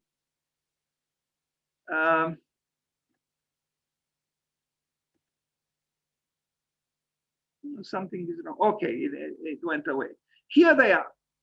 Congratulations, Mr. Wang, and congratulations, Lu Venue, his wife. Well, unfortunately, the Pritzker Prize jury offered the Pritzker just to him and not to her. She deserved it too. They worked together, didn't they? But what can we do? There is still injustice in the world. Men are more, advantage in comparison to women. But he was asked, and he acknowledged that the prize belonged to them, and they both deserved it. A remarkable architect and a remarkable team. Here he is. Hello, Mr. Wang Shu. He is actually the dean of an architecture school, an art school, and art school. Yes, and art school. Something, again, we avoid. In the school here, we don't even teach art, as if architecture is not an art, right? Why should the University of Architecture include architecture in the field of art, right? Well, take any history of architecture, of art, and architecture is there. Why is it there if it's not an art? Of course, it's not just an art, but it is an art as well. And when it deserves the name of architecture, it is art. Here he is, a very modest man, or so he appears. And I would say only sometimes, I don't know. Sometimes a modest appearance might be just that, an appearance. But I think he's one of the best architects today. And it's very possible his wife had and has a more important role than is usually acknowledged, as it actually often the case. It might have happened even in the case of Alvar Aalto with his two wives, or Venturi and others. Anyway, Wang Shu drawings, he draws by hand, but he draws by hand in a free way. Yes, his drawings are very illustrative and correct, but they are still hand-drawn. He draws, actually, I don't know, does this man do working drawings like they are done in any architecture office? Because I only saw hand drawings in notebooks. I don't even know, does his office have other workers, or there are just the two of them? I don't know how it works. Maybe he also works kind of in a spontaneous way. What do we see here on the wall? Do you see this path that goes above the roofs of the building? Yes, these people work on top of the roofs. We'll see even pictures of this. Incredible. So these Chinese, at the high level of the top, we are talking about a top architect here. He promotes this kind of working on the roofs. Incredible. It's probably only in China something like this possible. This is how he does his projects. Maybe they are just studies for his projects, and the real projects are done in another office with lots of people with computers. But I don't know. I never saw such images. I only saw, drawings in pencil that he does very modestly. They are nice drawings, I confess. And I would say his architecture is very, very sensitive to that kind of spontaneity that we saw in the architecture without architects. Although we are dealing with a very well-educated architect here. I repeat again, and I'm impressed by this, that Zaha was in the jury when he received the Pritzker, which means I like to think that Zaha supported the choice. What this man does is the very opposite of what she did. Yet, you see, maybe opposites attract, I don't know. But I like these plans, they are not totally, you can tell this is an educated architect, but not aggressively so, if I can express myself in this way. And there is some kind of an architecture which is rather rural than urban.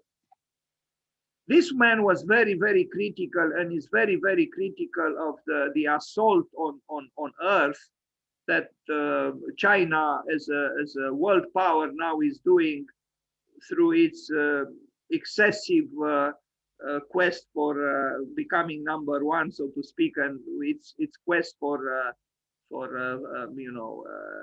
incredible achievement to build hospitals in 10 days and to erase mountains overnight and build Manhattans in 1 month. The Ningbo Historic Museum is one of the best buildings, and I like this building very much. It's a modern building, it's idiosyncratic. He uses materials he found. He collects actually remnants of buildings, ceramic tiles or whatever, and you see he incorporates them in the walls of his building rather spontaneously. I mean, look at this. Again, hello to those who think that ornament is supposed to be absent in architecture. Well, Wang Shu thinks otherwise, because what we see here is ornamental. That's what it is. And here as well, even the placement of the windows is ornamental because it's capricious. It's not based on reason. I love these walls. I mean, look at them. They are rich. They are intriguing. Our soul is kind of like this. Whatever protest might come from the brain, our soul is comfortable and comforted to look at, to perceive such things. This wall has character, has beauty, has interest, plastic interest. You couldn't do it. I mean, could you do? Maybe you could, but with a lot of effort, to plan such a facade. No, it wouldn't be easy. He probably works spontaneously on the site with these people here or other people. I don't know how he works. He spends a lot of time on the site. This I know because I read.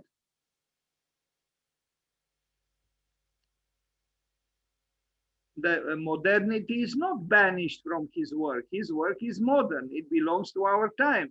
He is an educated architect, but he introduces elements, yes, with more reticence and maybe less innocence than what we saw in the architecture without architects.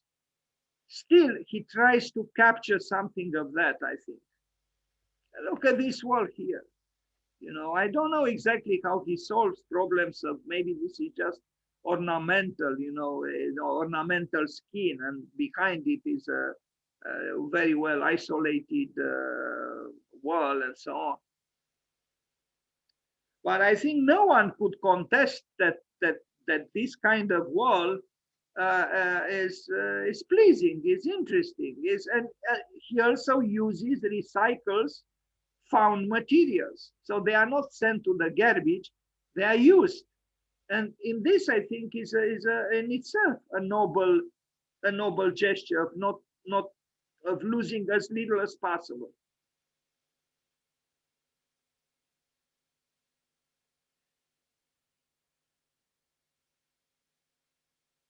I think it's a great museum. And look at the detail, a fragment of the elevation. How could you plan this? How could you make a drawing? This was done spontaneously during the construction.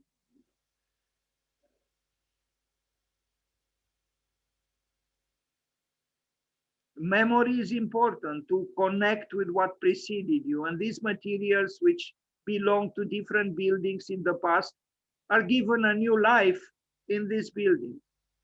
So on the spiral of time, they allow for a connection. You feel less alone when you do this. He also, is something new and old about the building.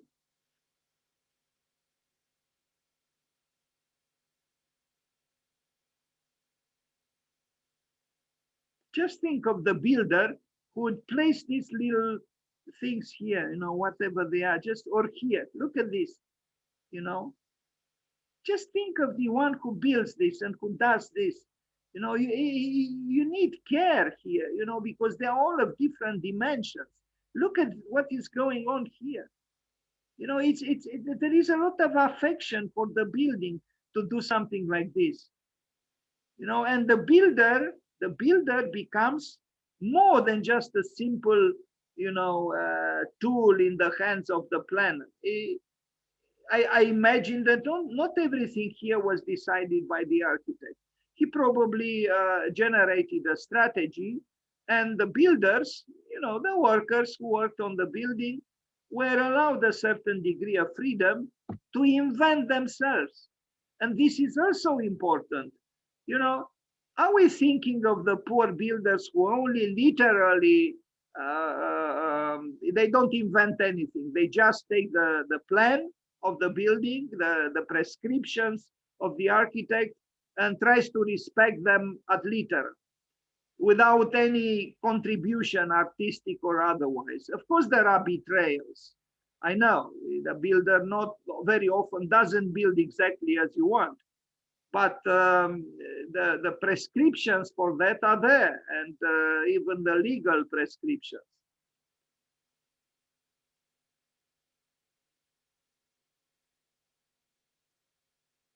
This is not an architecture without architects. Is the architecture of two Pritzker Prize laureates who call themselves amateur architects or architects. Bravo to them.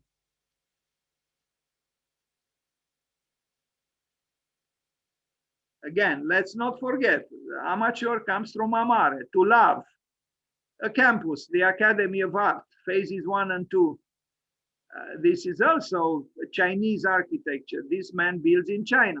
He had many invitations to build outside of China, and he refused. You imagine, after receiving the Pritzker Prize, he got lots of commissions to build in other countries, and he refused.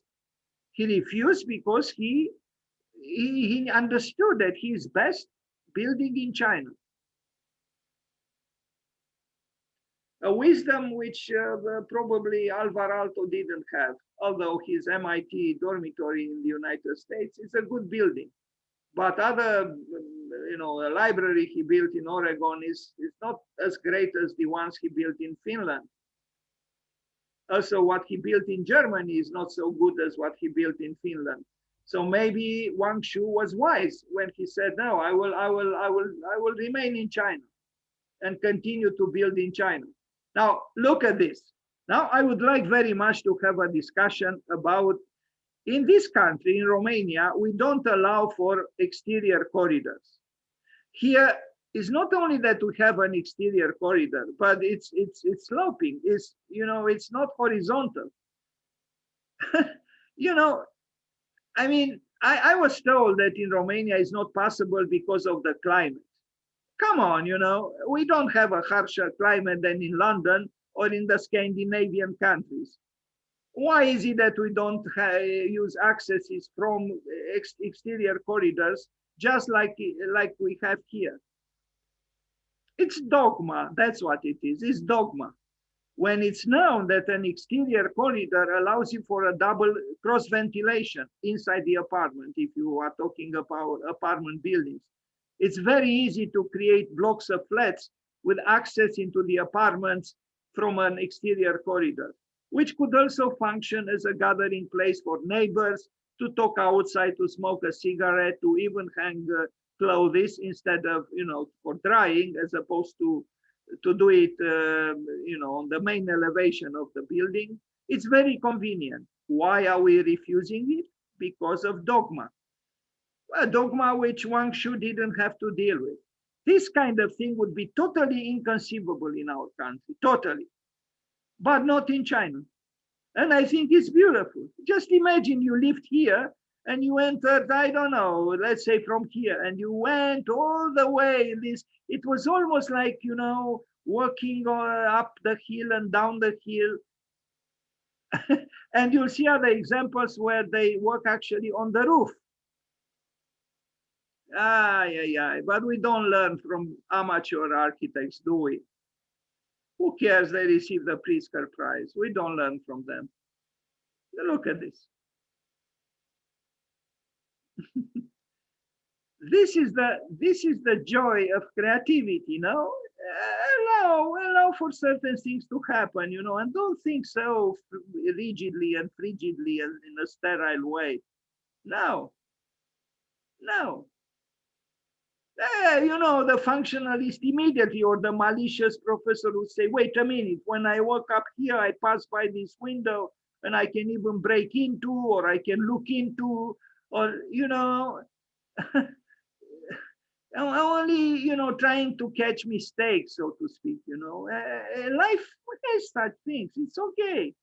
It's okay. You can have a curtain, or you can, no, they're not going to break in, you know. It's, no, it's, you know, this kind of conception, you know, we only see crimes and, you know, and we try to secure everything, the paraphernalia of protection, as Rem Koolhaas calls it, you know, the paraphernalia of protection, which is most of the time unnecessary, really. Didn't you notice that the more possessions you have, the more keys you have? You know, keys, and we protect ourselves, and we have video cameras and all kinds of gadgets and insurances and so on. It is the culture of fear. That's what it is, the culture of fear. You can hear on the radio or on the TV, you turn them on, and what do you hear? Are you over 50? Are you insured? You are not insured? It's like you are on your deathbed, you know?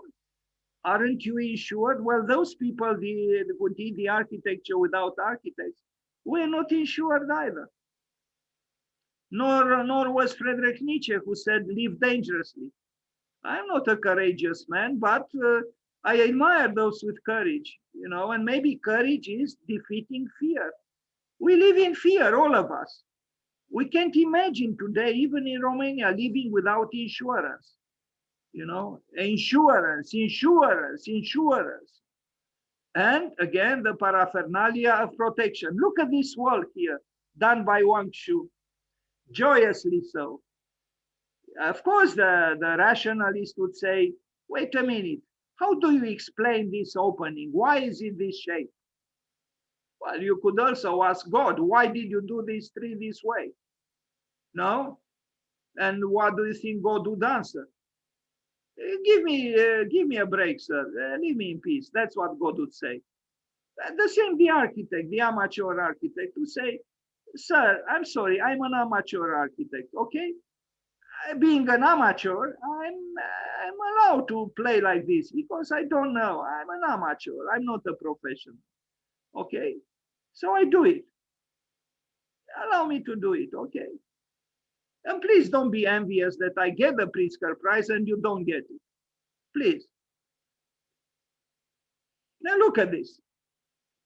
You would say, why this shape? Why is it not a rectangle? Why, right? Why? Well, again, why did God make these trees in this way, all different? Why? Why? I'll be honest, I'm very tired of these people who want to explain everything rationally. Everything must be explained rationally. Look at this. I think it's very beautiful. Yes, it's very beautiful. It's fine. This is an apartment building, several apartment buildings. This one is more to our own understanding, but even here you can see the playfulness, and they are Chinese in a way. They have it's something Chinese about these buildings, you know, pagoda like. So there is a connection with the past and with the culture of the place. They are more systematic or systemic, it's true. But still, there is something here that belongs to China much more than this building here or this here.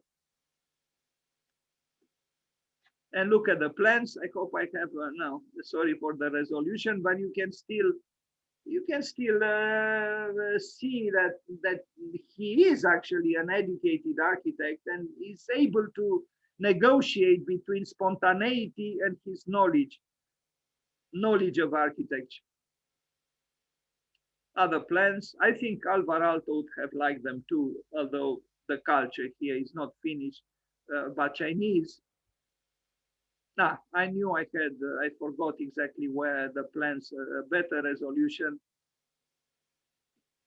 There are things here that, you know, you would say they are a little bit capricious, but it's nothing wrong to also have a little bit of capriciousness. It's part of life, you know.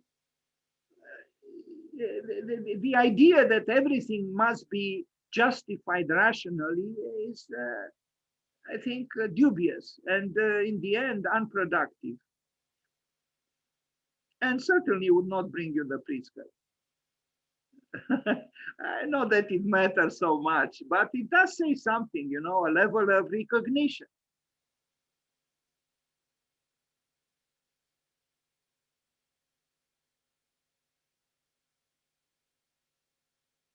Again, the rationalist would say, you cannot do this. Why don't you straighten it up, okay?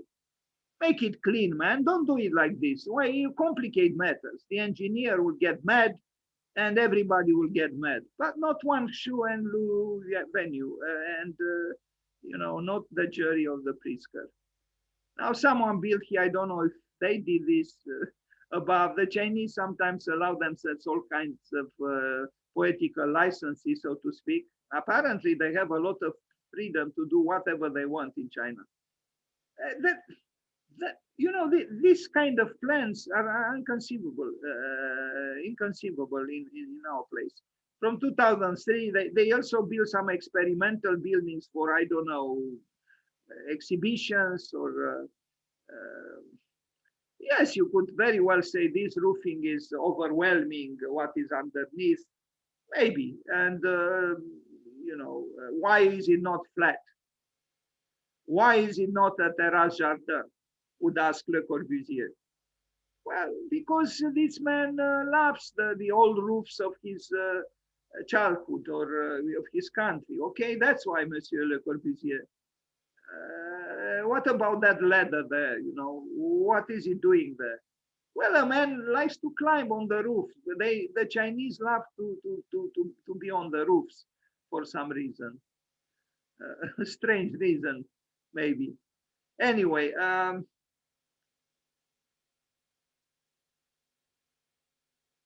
so Wang Shu is not Zaha Hadid, but they both understood something, that without experiment, architecture becomes a very boring affair, really.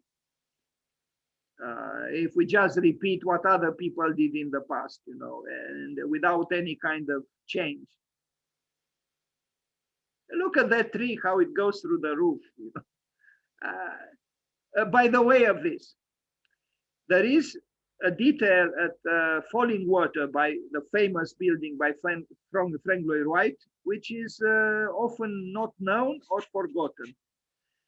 Outside of the building, there is a pergola, and there is a beam that goes straight to a little tree, and just before it reaches it, goes around it. And I find this very moving because Falling Water, as you know, was built in a forest. There are thousands, tens of thousands, if not hundreds of thousands of trees there. Wright didn't even cut down a very young and thin and small tree and went with a structural element around it. And you can see pictures of it on the web. I find this very moving because we continue to cut down trees like crazy, you know, as if they don't matter. Well, we need the trees badly because they give us oxygen. Extremely generous trees. They give us oxygen for free and we cut them down. Unbelievable ignorance from the side of man, really. Ceramic house. He uses, as I said, he collects, you know, materials from demolitions and so on. He tries to save as much as possible. As such, his attempt towards architecture is a sustainable one. From what I know, Sir Norman Foster does not collect materials from demolitions, although he could. He could have a department in his huge factory of producing projects, but he doesn't. Wang Shu does. So, you know, who is more sustainable here? All these things, the materials he used materials that have been obtained from, you see, they are all the materials. So the idea is to not only save the materials that could have been saved, but also to connect the building of the present with something from the past. Thus, the building is both new and old. I wouldn't say it's eternal, being both new and old. No, it's not. And this building in particular is a little bit, for my taste, a little bit rationalistic, even, this, I mean, there is some playfulness here, but maybe not as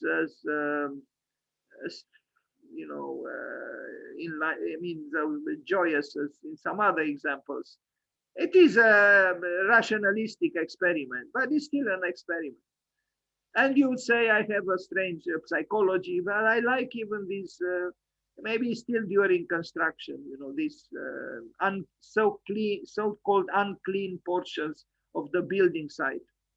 Otherwise, yeah, it's a little bit rigid, I would say, this project. That's why I wouldn't insist too much on it. He did better buildings than this one. 5 scattered houses. This also, we saw already something. We know some of his techniques, so to speak. And I don't know if this was done in his office or by some students in some other, because his work was shown in various exhibitions and so on. When you experiment, you have a chance to discover something new, maybe with problems, maybe with not with problems. But the idea is to connect with tradition in an active way. And I said this before, that I made some investigation, so to speak, maybe not very profound, but I did search for the etymology of the word tradition. And strangely, the word tradition has the same etymological root with the word treason. And not just in English, but also in French and also in Romanian. Tradition, trahir, in Romanian, tradiție și trădare. And I would say that tradition, in order to be alive, needs to also have elements of treason. In other words, innovation. If you don't bring in some innovation, then tradition becomes static. And that's not good. Because if it is static, it means it is dead. Here, it's an architecture that evokes the past, but it's not, it still has elements of inventiveness and modernity. So it's not placidly connecting with what we call tradition. And this ambiguity, I think, is appealing to those who admire his work. Now, the tiled garden in Venice, in the Venice Biennial of Architecture in 2006, to me, this was not the most sustainable gesture at all. Here he is in Venice. What they did, they sent a ship from China with ceramic tiles, maybe from his collection, to create a roof on the ground. And because they like to work on roofs, I guess he wanted to give the Europeans or whoever the visitors of the Biennial were the chance to experience what it means to work on a roof. But when you think about it, about the expenditures of bringing all these ceramic tiles from China to Venice, not very sustainable. And anyway, this roof is just a simulacrum because it's built on grass, on earth. It's not a real roof, but then it's a show. What can we say? In my opinion, not the most noble, not the most sustainable, but I shouldn't be, I guess, too critical. If they had the money to squander on a ship filled with ceramic tiles to be sent from China to Venice, let them do it if they have no other way of spending that money. Anyway, but I am asking myself, a man of his sensitivity, what did he feel? What did he think when he built this you see, quite extensive roof directly on the earth, on the ground in Venice, with nothing in between them. You know, you have the ground and you have the roof and nothing in between them. And you wonder, you know, there must be some meaning here. Or I don't know. I feel tempted. I don't have an answer now to this question. It might be something political. Political? Some kind of metaphor, some kind of hidden metaphor we don't quite understand at the first glance, but it might be. I imagine. Do you have any intuition, or? Yes, it's just an intuition. I don't know more about that, and I imagine he's not inside. He's not a very compliant person with the regime and the lack of freedom of the regime. But I imagine he expresses himself through his creations, and I imagine this kind. The first thing I thought was that this kind of project was the result of a negotiation with the political factors, because this kind of gesture has to be fiercely controlled by the state because it represents China abroad. But the second thought was that he wouldn't have agreed to mutilation of a project. So it's probably some kind of hidden metaphor in this, I imagine. Yes, so you don't know what that metaphor might be. It's the actually I feel like it's missing the substance, because the purpose of a roof is to protect. Exactly. To protect, to foster, and the minute you cancel the reason for that, it becomes a sort of empty metaphor. Yes, but why would he do it? I don't know, but I think we should think about that, and I think this is the purpose of the gesture, primarily is to make you think what was the metaphor behind. This is what I feel when I look at that. I followed him previously. I looked some. I saw him once speaking about his creations, his architecture, his projects, and it was something weird for me that he didn't have any. He seemed not to have a problem to act this freely in that kind of world. You know, Kenneth Frampton calls him enigmatic, just like he called Adolf Loos as also being an enigmatic architect. Wang Shu invited Frampton to visit some of his creations, and I saw an interview with Frampton where he said that Wang Shu is kind of an enigmatic architect. Anyway, thank you for your intervention. It's true, I myself I have the question, but I don't have the answer. Anyway, this is what he did in the Venice Biennial. Now, an old town conservation of this street. This I like. I like these buildings very much. Now, you know, the strict functionalists would protest, would say they are too sculptural, too whimsical. Well, in my opinion, these trees are also whimsical. I mean, look at them. They are not rectangular. They are kind of getting a little bit crazy, and you know, allow men to do so too. Why not? I like these buildings, and I like the fact that, you know, you have here, you know, these exterior stairs, you know, in front of the windows, and you know, this kind of thing is totally discouraged in certain architecture schools, and I think is wrong to discourage them. Allow life to be itself.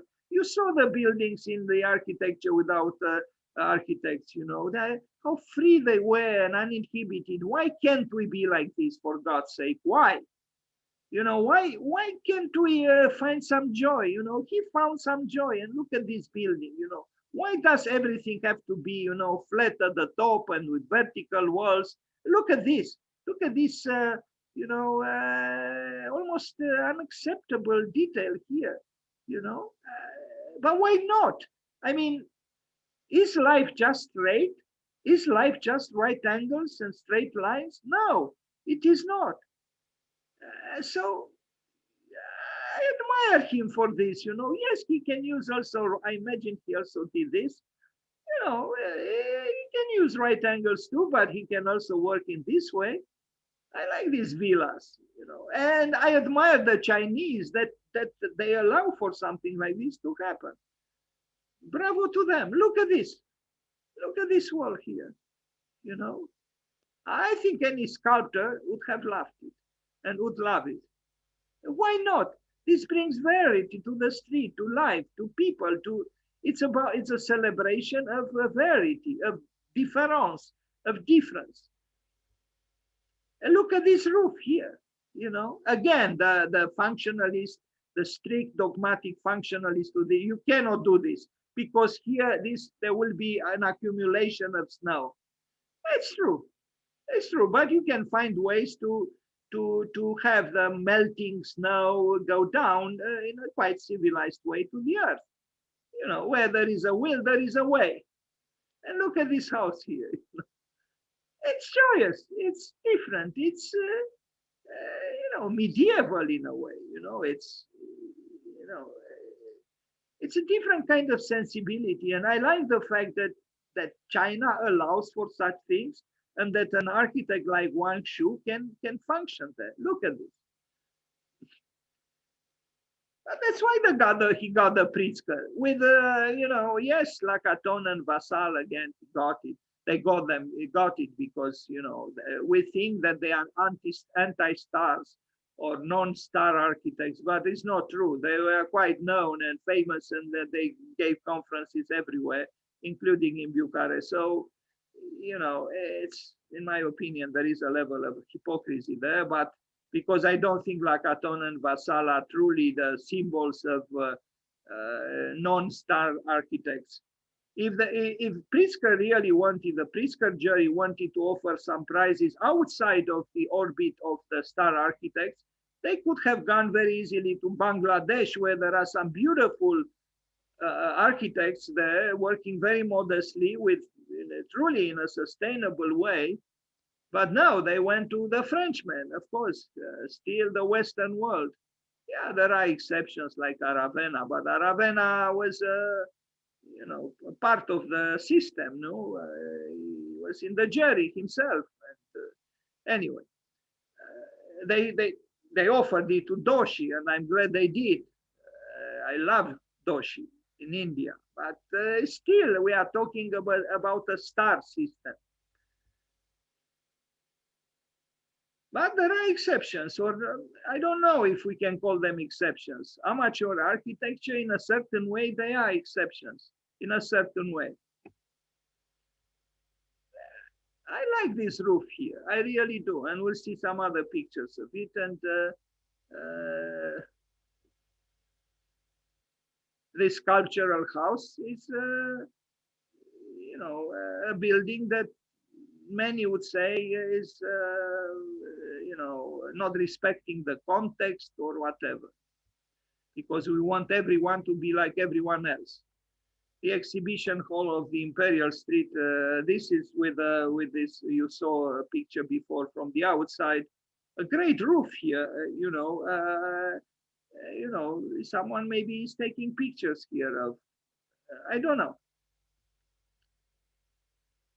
But this fact, this is something that attracts me towards this side of China, where you have these exterior spaces where people, you know, I mean, these spaces outside of the building which matter, you know, all kinds of stairs and passages and bridges, and as I said, even walking on the roofs, and we are going to see some pictures with that.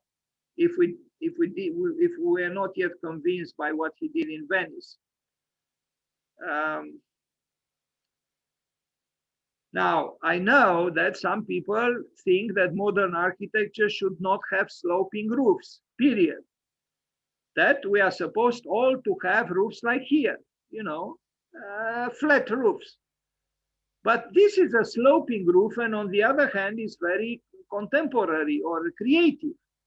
You know, maybe too creative. Maybe you would say, wait a minute, this is very expensive. You know, who is going to do all this geometrical embroidery to support? It can be done much simpler and so on. Well, in China, apparently they think differently. And you cannot deny the visual interest of such a roof. It is certainly much more interesting than what we see here. The rigid functionalist would say, wait a minute, you don't even need it, because the building ends here and we just have the flat roof and we put the thermal isolation and the isolation against the rain and so on, and that's it. You don't need this. But life is not only about need, as Louis Kahn quite well knew and said. It's also about desire. It's not just need, it's also desire. When are we going to understand this? How else are we going to have architecture if we only consider need? In a certain way, perhaps architecture has more to do with anything that is not restricted to need. That's what John Ruskin said, no? When he said that the most beautiful things in life are those that are the most useless. And he gave us an example, the tail of the peacock and the lily. Are we thinking of the tail of the peacock? No, no, because we banished the ornament to begin with. Banished completely. In 6 years, the word is not even pronounced in our university. Banished. But take the history of architecture and you will see that in more than 95%, if not 98% of what is published there, didn't banish ornament at all. In fact, it was almost inconceivable to do an architecture without some form of ornamentation. The ornamentation here is this substructure of the roof, which is essentially ornamental and represents the most interesting part of the work, actually. Look at this. It's a creation. Yes, it involves labor. Yes, it involved expenditure. But maybe God also had to pay a little bit for the tail of the peacock and the beauty of the lily. Maybe. Or maybe he got a discount being that he was God. It's possible. Some people would say this is too disordered. You know, it's unacceptable. It could have been much more rational, right? Well, did we look at the hair of let's say, you know, a certain lady when the wind is blowing? You know, the hair is has a complexity that even Leonardo da Vinci tried to capture in his drawings. You know, why does everything have to be simple or simplistic and rectangular? Why? A pavilion, Shanghai Expo. This one we saw something, if not this one, something similar. I like this kind of aesthetics, you know, the provocations of the artist, you know, the idiosyncratic capriciousness of the artist. Why not? We saw this. And you can see he also is able to work in a rectangular mode. It's fine. He can do it both ways. But he's not inhibited and inhibiting. And also not in terms of tectonics, you know, the tectonics of the building, you know, using these old ceramics that he saved. It's a suggestion, something we could do too. And again, the ladder appears here and there. I like these ladders, you know, left there in a way, leftovers, you know. You don't know exactly where is this ladder going, you know, into a wall, and why is it here? I don't know, but I like them. They're like in a folk tale, in a story, where I don't know, not everything is explainable in rational terms, and I like this.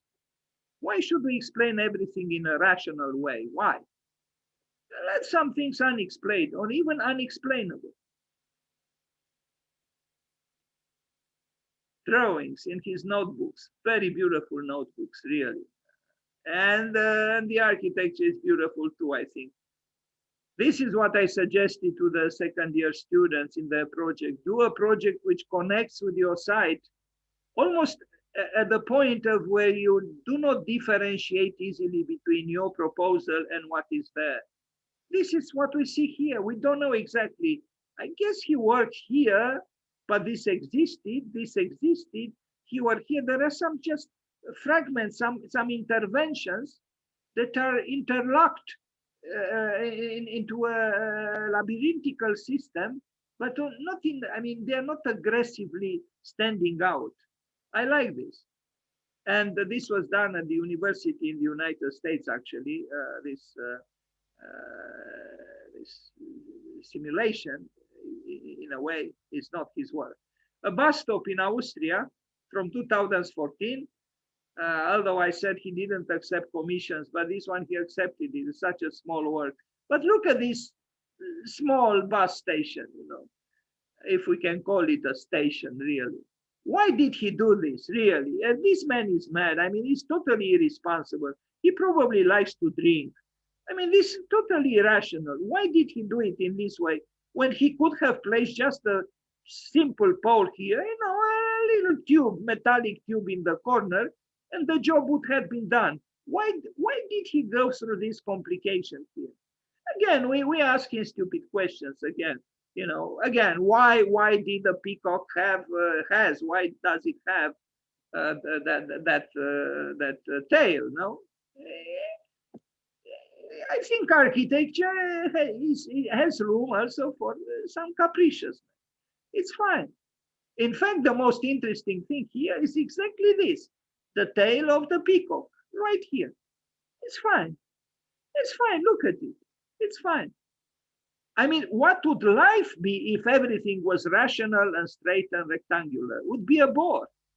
But thanks to such things as here, life could be interesting as well. And so, architecture. The Culture and Leisure Center, this is an interesting building. The time when I made this presentation was not quite finalized. But look at each floor. Each floor is treated a little bit differently. And I feel the building is very Chinese somehow. I'm not, in a great way knowledgeable about China, but I have this feeling it's very Chinese, and at the same time it is modern, and on one hand is somehow connected with a certain tradition, I feel, but also is connected with the contemporary times. So it's fine. I think it's a great building. And again, the strict rationalist would dismiss it. Why do you have to complicate yourself in this way with 4 different kinds of architectures, 4 different kinds of floors, and so on? Not to speak about the ornamental capriciousness of these openings. No, this is unacceptable. No, because ornament is unacceptable, period. Par definition, prin definiție, is not acceptable. It's a crime, Mr. Wang Shu. It's a crime. We know it from Adolf Loos and from other great prophets of modernity. Museum for 2017, and I think this is the last image of this still having room for improvements presentation. But here you see this passageway over the roof. Walking on the roofs must be exhilarating. I mean, it must be truly an interesting experience. Not that you feel godlike, but still working on the roofs on your way to work or on your way coming back from work, or visiting a museum. I think, I don't know. I imagine is something that opens up different perceptions and different thoughts, and so on. Here they are, working on the roofs. Well, not literally, but almost. Nice, and they seem to be quite relaxed, and seems it's a normal activity. What brought them there? You wonder, where are they going? Where are they coming from? What are they doing on the roofs? These people have no elevators, straight elevators that go from the first floor to the last one in a perfectly vertical, normal building. What's wrong with these people? Anyway, complications. Look here again. These things on the roof.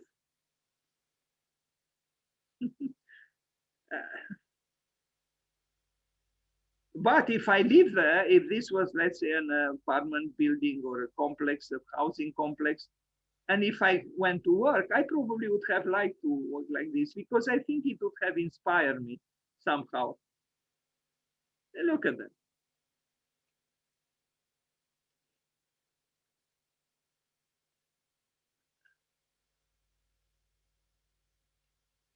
Working on roofs. A work in progress. This is, I think, the last image is another museum key or cultural center, which at the time when I made this presentation was not yet final or finalized. But even from this image, you can tell that this is a man who doesn't really have too many inhibitions. And at the same time, he is not impertinent toward the past. How many modern architects really use a sloping roof as the way he does? And at the same time, he uses, various angles. There is darkness here, there are narrow spaces, and so on. It's okay. I think life has room for everything. That's why I think the excessiveness of dogma is detrimental to life. Thank you. I don't know if you still want to see. Okay, Amereida, an homage to Alberto Cruz Covarrubias, if I pronounce well his name. He was the architect who generated this, one of the founders of Amereida, Ciudad Abierta, the open cities in Chile. Utopia in progress, Ciudad Abierta de Amereida in Chile. Truly an unbelievable experiment, this time done by knowledgeable people, that is students in architecture, but also intellectuals from other disciplines, poets, philosophers, and the two founders of this significant experiment were, as I said, an architect and a poet. This is one of the buildings they built. It started in the 70s and it goes now for 50 years. They also work with ceramic tiles recuperated, just like Wang Shu did. A very rich, I have two presentations. I'm not sure if I chose, I'm a little bit, sometimes I'm not sure that if they are both of the same quality. Anyway, you'll learn something about Amereida and Ciudad Abierta right now. I think Heidegger would have loved this, because this is really about building, thinking, and dwelling, not necessarily in this order. Let's say dwelling, thinking, building, or any other kind of permutation with the three words. These people lived in this place, thought in this place, and built in this place. There were sculptors, there were architects, there were poets, and some died there and they are buried there. And this is what you get when you have spiritual freedom, when you have freedom of action, when you have people who are allowed to express themselves, to express their creativity undisturbed by what, in a non-academical way, I would call stupidities. And, you know, nobody can deny, I mean, this building was built 25 years before Kop Himmelblau built maybe something not very different, you know, before the deconstructivists came on the scene. Look at such details, you know, which are abstract, which are informed, because these are people, as opposed to those who build the architecture without architects. These are architects and artists, knowledgeable, who read books, who published art, abstract art, and not published, who practiced art. And I find it very, very enlightening that such examples exist. A joyous way of being in the world. Now, it's true, it was a privileged activity because they were supported financially also by the Catholic University of Santiago de Chile. Also interesting that the church supported such an innovative experiment, something which would be inconceivable in Romania. Can you imagine the Orthodox Romanian church supporting a modern exploration of various kinds, artistic, architectonic, and so on? You will see some of the buildings being built. Even this one, no? You will say, wait a minute, you know, this is indeed an architecture without architects, although it has an idiosyncratic side to it, which makes you believe that these people are not as innocent or so removed from education. I like it very much. And, you know, in a certain way it connects, although, as I said, these are informed people, these are educated people, but educated people who are allowed to stir up the childlike abilities within themselves. Again, the functionalist, the strict dogmatic functionalist would say, wait a minute, why did this have to be this way? You know, why not? Because it's more complicated, it is, but these people build these things with their own hands. They live there. Why did they build it in this way and not a banal rectangular box? Good question. You will see this house. And this one, and this one. Why are they built in this way? Because there is a need of playfulness in all of us, because we cannot just be some rational machineries, you know. Why was this? You remember that bus stop in Austria by Wangshu? Look, a person there is studying, she's reading. And I find it beautiful because life is not just rules and regulations and the disheartening inhibition provoked by all kinds of restrictions. No. How are we to express our creativity? Hospederia up here, the cruise. Look at this. Everything is different. You know, the interior, yes, is not alarmingly other, but still, look at that lightweight well, and even this column here. Look how it is sculpted or carved. There is creativity everywhere, even here. You know, this is just you wonder what is it. You know, you would say it's meaningless because it doesn't have a prescribed function. This is the man. This was the architect. Bravo to him. He died. But in old age, he's outside with students. Look at them, enjoying themselves. After all, we don't need glorious buildings. You need a tent and you need passion.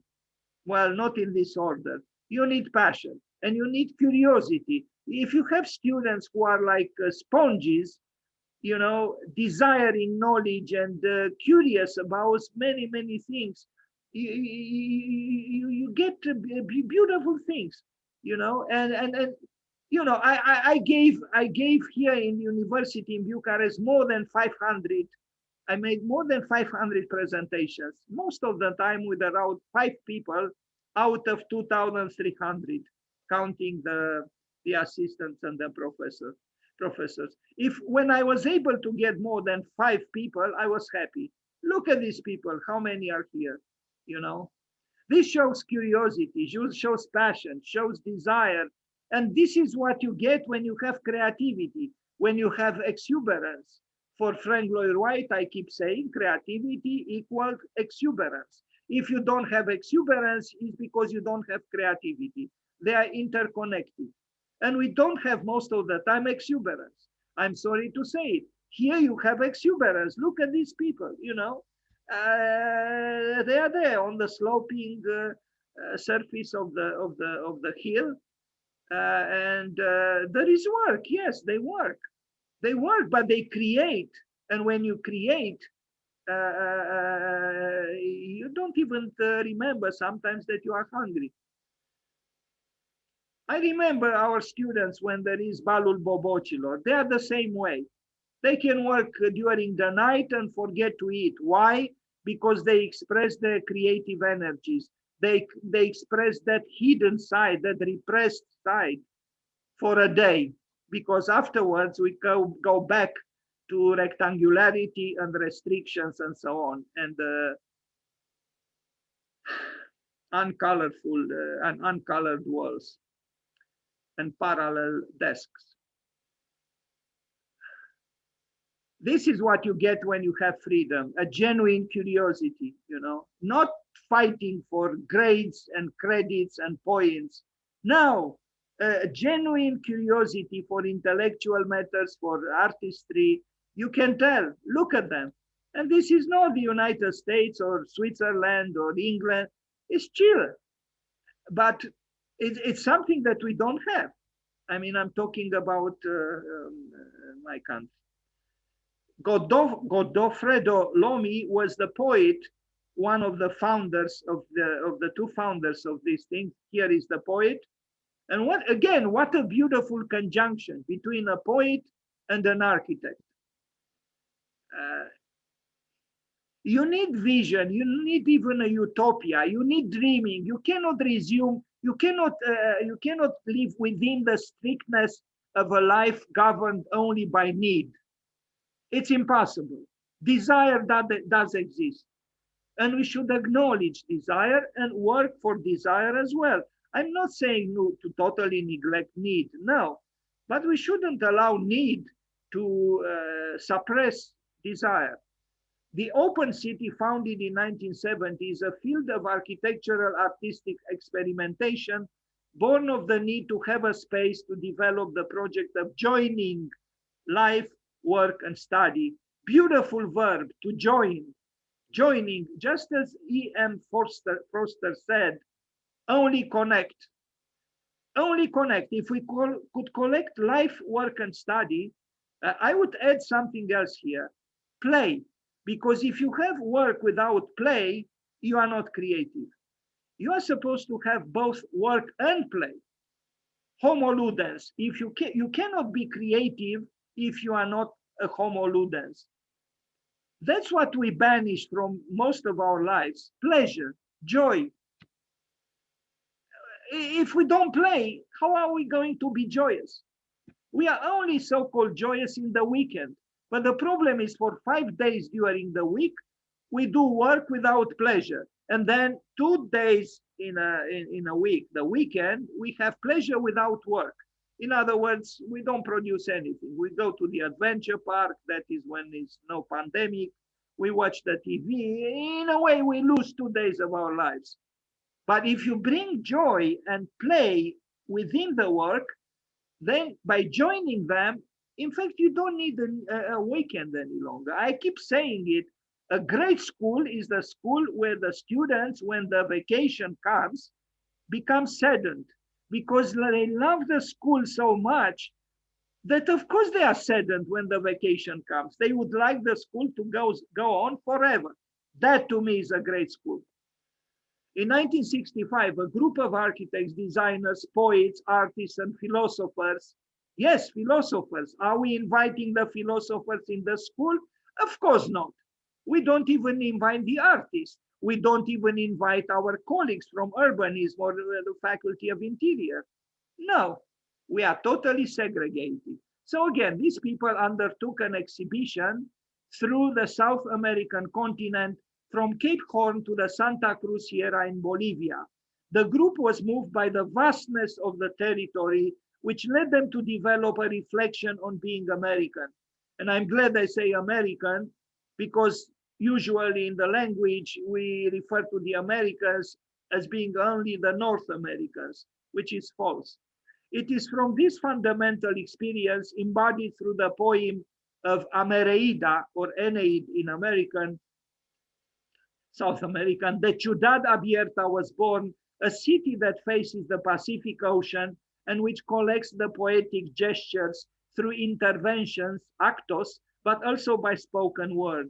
Subsequently, an agora, place to discuss, as I hope that this Zoom platform is or could be, was built, followed by hospederias, places to live, public spaces, places to go, and the cemetery, the ultimate places for rest.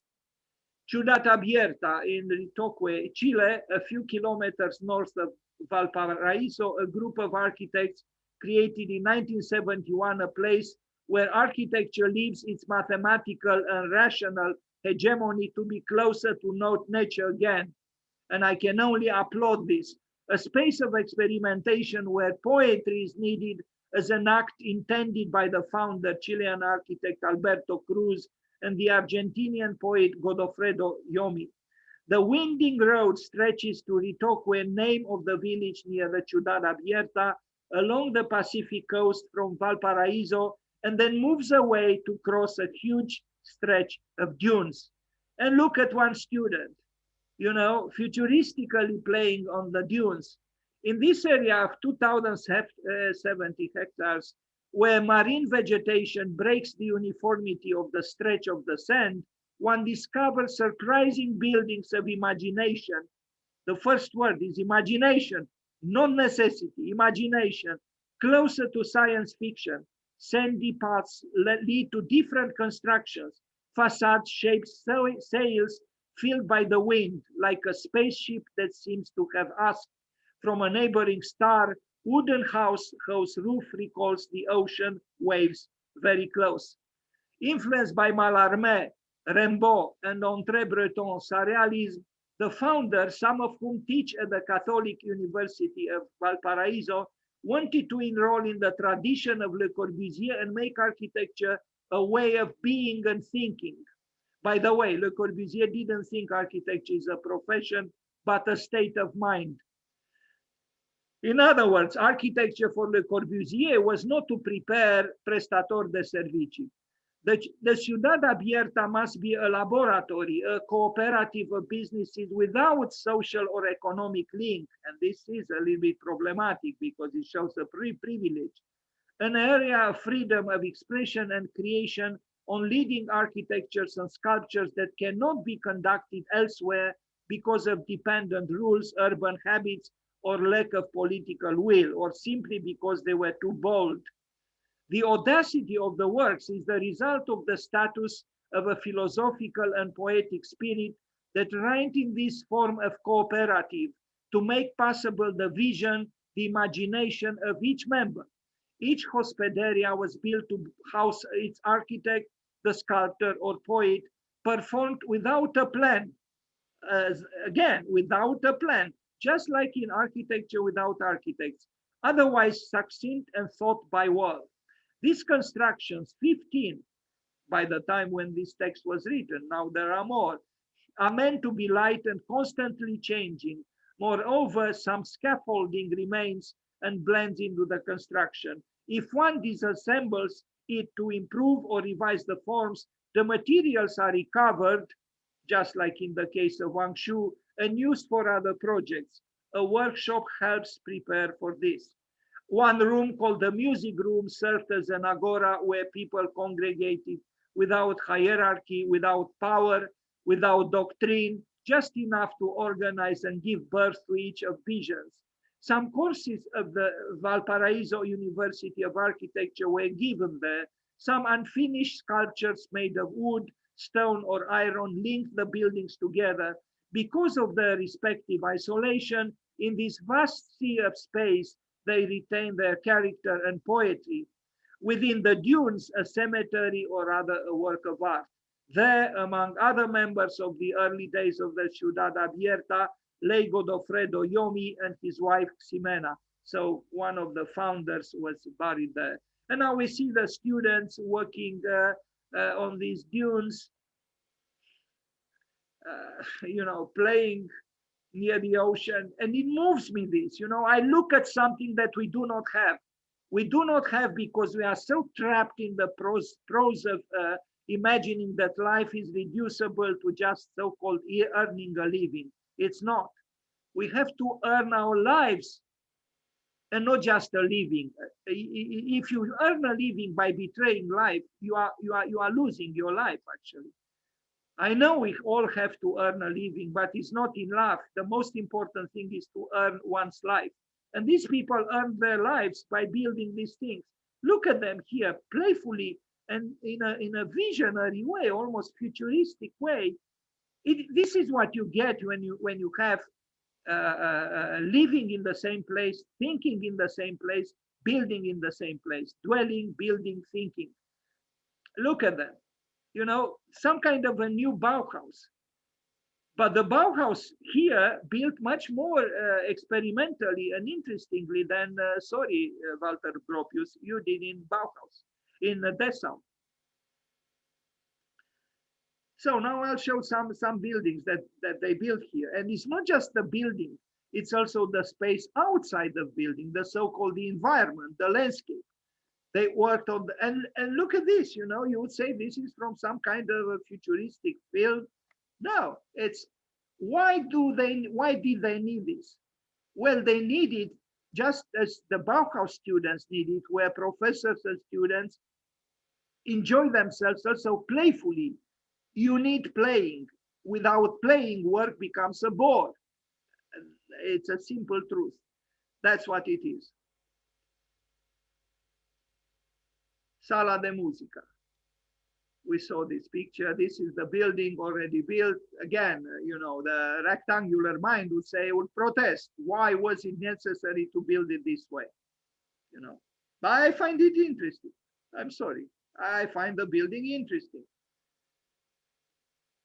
engaging. It provokes my imagination, my eye.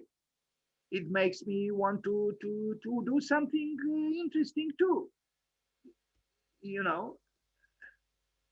Why are we against diversity and experiments? Yes, it was built by man, not by God, not by nature, but creatively. And the interiors is nice too. Look how light is filtered through those various openings. I salute them. And again, they did this 20 years before officially deconstruction came into being. This is actually not deconstruction, but in its fragmentation and its, complex articulation of masses and volumes, you might say it's some kind of a deconstruction. It's not.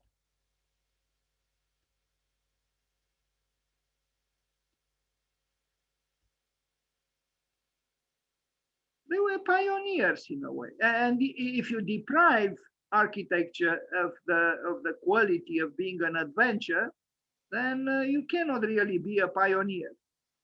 Anyway, Casa de los Nombres, Casa Numerelor, Cubicula del Poeta, lonely a poet, I would agree. Cubicula Locanda. They're all temporary structures built without great expenditures. And then, as I read, when they deconstruct a building, they use the materials for another construction. Galleria de la Puntilla, again, this is not architecture without architects, but it has something of the spontaneity of the architecture without architects. Hospederia de la Alcoba. Look at this building, you cannot easily, as I read, they didn't use plans, working drawings. in good measure, it was done spontaneously. Maybe they had some, sketches, some drawings, kind of like Wang Shu was doing in pencil. Look at this building. This one you saw. We'll see a few others. Hospederia de la Entrada.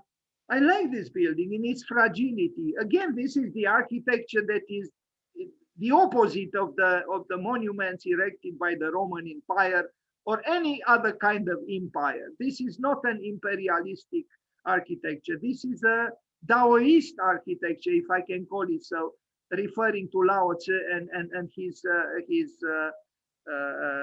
underlining the virtue of weakness. In their fragility, these buildings actually say yes to life louder than the massive constructions of any empire. This is what I believe.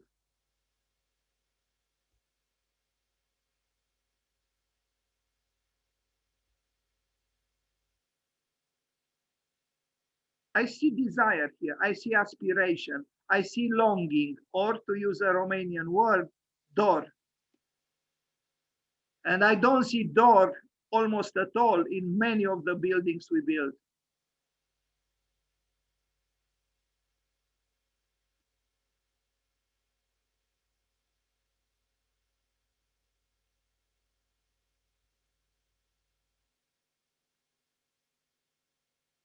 There is a level of uselessness here, I would agree. But life also has at least sometimes moments of uselessness. Uselessness is useful too, if I am to use a paradox. Not everything has to be so-called useful in a strict sense.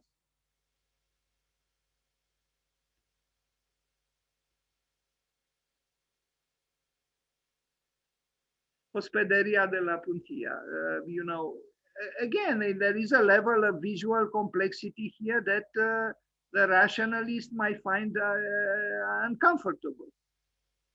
Also a level of incompleteness, but somehow this incompleteness could be seen also in positive terms. Not everything complete is really a yes to life.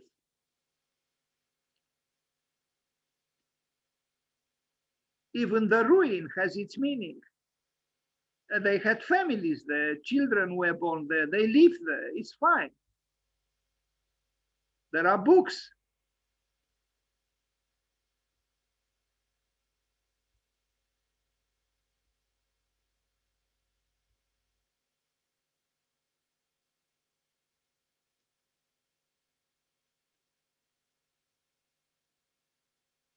It is indeed abierta, meaning open. Imperfect, but open. Hospederia de la Rosa de los Vientos. I don't like that car there, but what can I do? They arrived with cars there, I guess.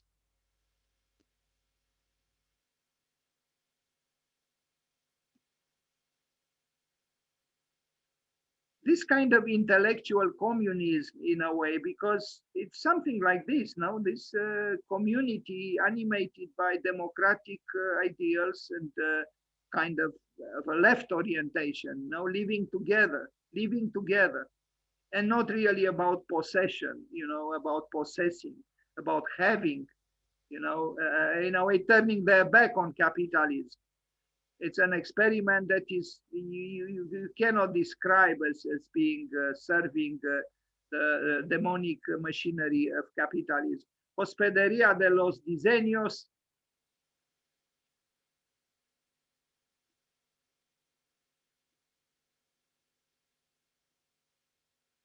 They were lucky, we have to recognize. They're supported by the Catholic University. They had some money. You have to have some money. They produced also maybe something, I don't know. You cannot erect these buildings without some resources, of course. But all in all, this experiment didn't add to the global pollution of the world. And yet people live there. And it must have been probably a very enlightening experience to live with other intellectuals and artists and discuss. You can imagine now in the evening, their gatherings talking about poetry, Mallarmé, Rimbaud, talking about Le Corbusier, building during the day together. The sculptor would come in and would carve this, whatever it is, in a certain way, in a creative way. And then they would cook together and they would eat together, and they even had bananas there. And I feel like eating a banana now myself, and I don't have in the house, and there is a pandemic. Hospederia del Confin, another kind of interesting house. I like what I see here. I don't know what you think, but it's like it's not this world. You know, we are so entrapped in our inhibitions and in our predictability. Everything is predictable, and there is no difference. Hospederia del Taller de Obras. Look at this house. Look at this house. You know, look at this. You would say it's on the moon or on Mars. It was shipped from NASA or from somewhere, of course, from the United States or Elon Musk or whatever. Now, it was built in Chile on Earth by humans, just like us. Of course, someone would say, I can't live in such a house. It doesn't have all the enclosures. Well, you know, it seems they can, you know, and it's very interesting. I think much more interesting than our cubicle, predictable little buildings, really.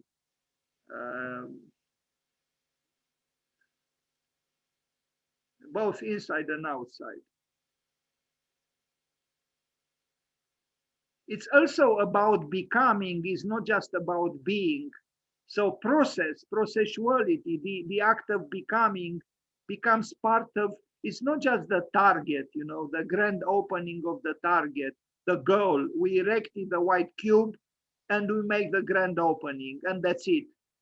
As Gaston Bachelard said, the mollusk doesn't build its house in order to live in it, but lives in order to build its house. Here I see something of the realm of the mollusk. These people didn't build these structures in order to live in them, but they lived in order to build these structures. It's a great difference. We build in order to quickly, the quicker the better, in order to move in as quickly as possible and lay on the sofa and turn on the TV and watch another crime story or another soap opera. Look at this corner here, you know, yes, it's done with imperfections, but I think there is truth in this corner, you know, there is even a certain level of neurosis, but doesn't neurosis belong to our time? I think it does. It's not simplistic. Maybe it has a level of complexity which some people might think is bothering. But look at this detail here, you know, done with matter, done with materials by human hands, and I would say even with a certain level of skill. Who cares there is rust there? Yes, there is rust. It's okay. It's okay. It's okay. I find it a very interesting building. I really do. I don't even know, should we call it a house? Maybe not. Maybe the word house is not quite appropriate. But whatever it is, it intrigues me. It's interesting. It testifies about creativity, human creativity. Maybe more a sculpture than a house. I don't know about that, actually. Brâncuș thought, but I'm not sure Brâncuș was right. I wouldn't totally agree with him, but he said from his position as a sculptor that a building is an inhabitable sculpture. I wouldn't totally agree with him. I think a building is something different than a sculpture, but if it has cultural qualities, at least sometimes I think is not a loss. Here, I would say it is a building. But because it doesn't have the typical enclosures, maybe it has even only some corners where you could dwell, you know, with a certain level of comfort. But I would say that, for example, here, I imagine the wind is blowing from this direction, and you see this part is more protected. I think it's something that wants to become a building. That's why I said it's about becoming.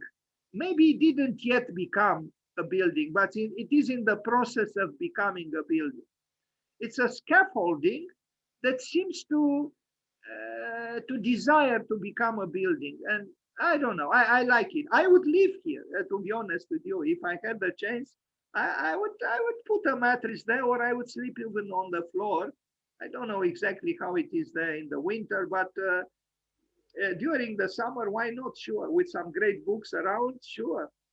I would live there.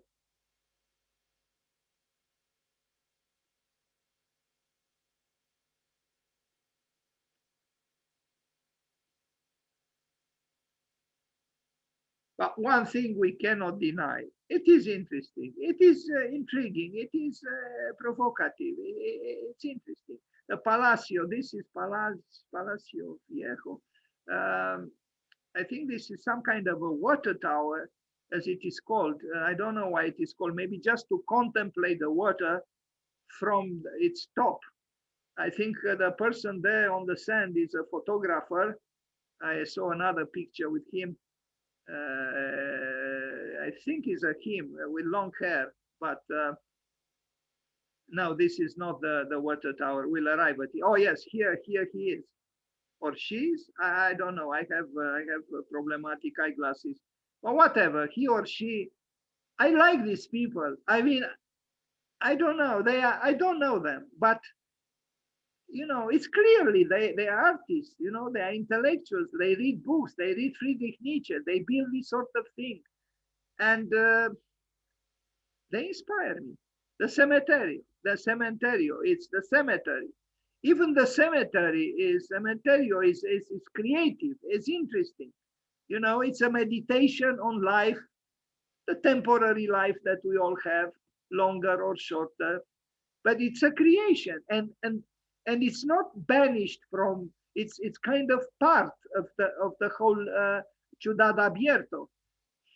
So death is present, but through creativity is not morbid, and it's equally creative and sculptural and interesting and engaging. And as we learned, one of the founders is buried here, the other one not, from what I read. The architect, but the poet is buried here. And it's a beautiful place to bury it in, especially since you consider that he was one of the founders, the initiators of this movement.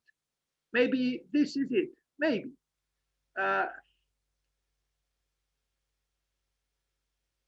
Even at La Tourette by Le Corbusier, the monks are buried on the hill in the immediate vicinity of the building built by Le Corbusier. We don't do such a thing today, but and it's probably impossible for the billions of people who live on Earth. But the idea to bury the ones who lived in a certain place, not far away from where they live, maybe it's not so so deficient. And how beautiful it is, you look at those fresh flowers, placed, if you live in the proximity of the dead, you take care of the dead, you bring fresh flowers there. Very nice, I think.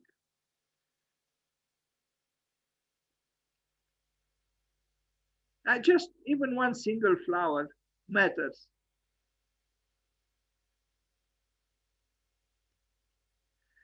Calzada de las Aguas.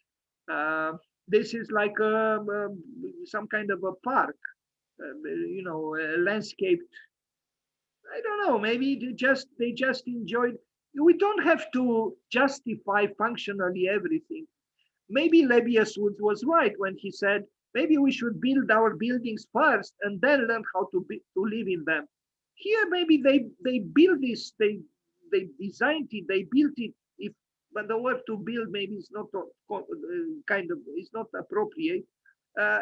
They did this without a specific function necessarily, but the function could step in, so to speak, as Fujimoto knows as well. Another pavilion for some, unspecified function, mesa dell'entracto. I imagine here in the evening them gathering and talking and reciting poetry and dancing and so on, or praying even. Why not? Pozo. I don't know what this is, but it probably has some kind of a function. I don't know what that P-O-Z-O means.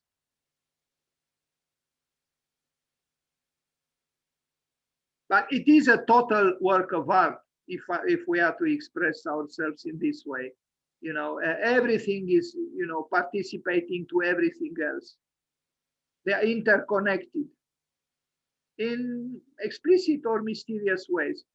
Torres, this is the tower of water, so to speak, but the only way I would connect with this title is the fact that you could contemplate the ocean from. And by the way of this is, what are we doing for Vita Contemplativa these days? Are we contemplating anything, or we are just working for the refrigerator and the parking lot and the garage and the toilet? We are not building buildings to contemplate the sky or the ocean or a river. No, I like this structure. It's simple. It's maybe a little bit dangerous. Maybe certain rules and regulations would not allow it, but in Chile it seems they were able to build it. And yeah, you work on this path, just like on the roofs of Guangzhou. But here, you contemplate the ocean from. In this sense, is a water tower. It's not to collect water, but to collect impressions or memories or inspirations coming from contemplating the ocean. We forgot to build for Vita Contemplativa, and I think this is a big problem. We divorced Vita Activa from Vita Contemplativa. We only think in terms of activism, and activism again. Nothing is done for Lorenzo de' Medici, to refer to the sculpture by Michelangelo in the Medici chapel, who symbolizes Vita Contemplativa because he was a poet. We are only concerned with acting, doing, and then doing again, not knowing and not contemplating. No. Not to speak about the spiritual side of life, which we neglect completely. I like this structure. It's maybe, again, a kind of a capricious structure, but I imagine it's nice to walk up there and to look at the ocean and write a poem. Yes, write a poem. Why not? Are we too tired, too old to write poems? Architects forgot to write poems. Didn't Frank Lloyd Wright say the great architect is a poet? You don't necessarily have to write a poem with words. It's true. You can manifest your poetry through bricks and other materials. But the idea is not to forget to express your soul and your emotions, your imagination. They built also these things here, which I don't know what they are. They are mysterious, but somehow I see a connection between Amereida, Ciudad Abierta, and that beautiful architecture without architects. I really do. Although here we are dealing with educated people, but there is a oneness which moves me between them and the others. Of course, this is the 20th century at the end, and now the 21st century. Here in the background, on the hills, you have the so-called normal life. And here we have a fragment of the works done by people who don't have a so-called normal life. They are interconnected. Maybe these people here indulge in their adventure, supported by the people here. I wouldn't be arrogant towards them. They need each other. Need and desire need each other. You can't have just need and you can't have just desire. You need both. But when it happens that both are active, I think there is hope in life. Thank you.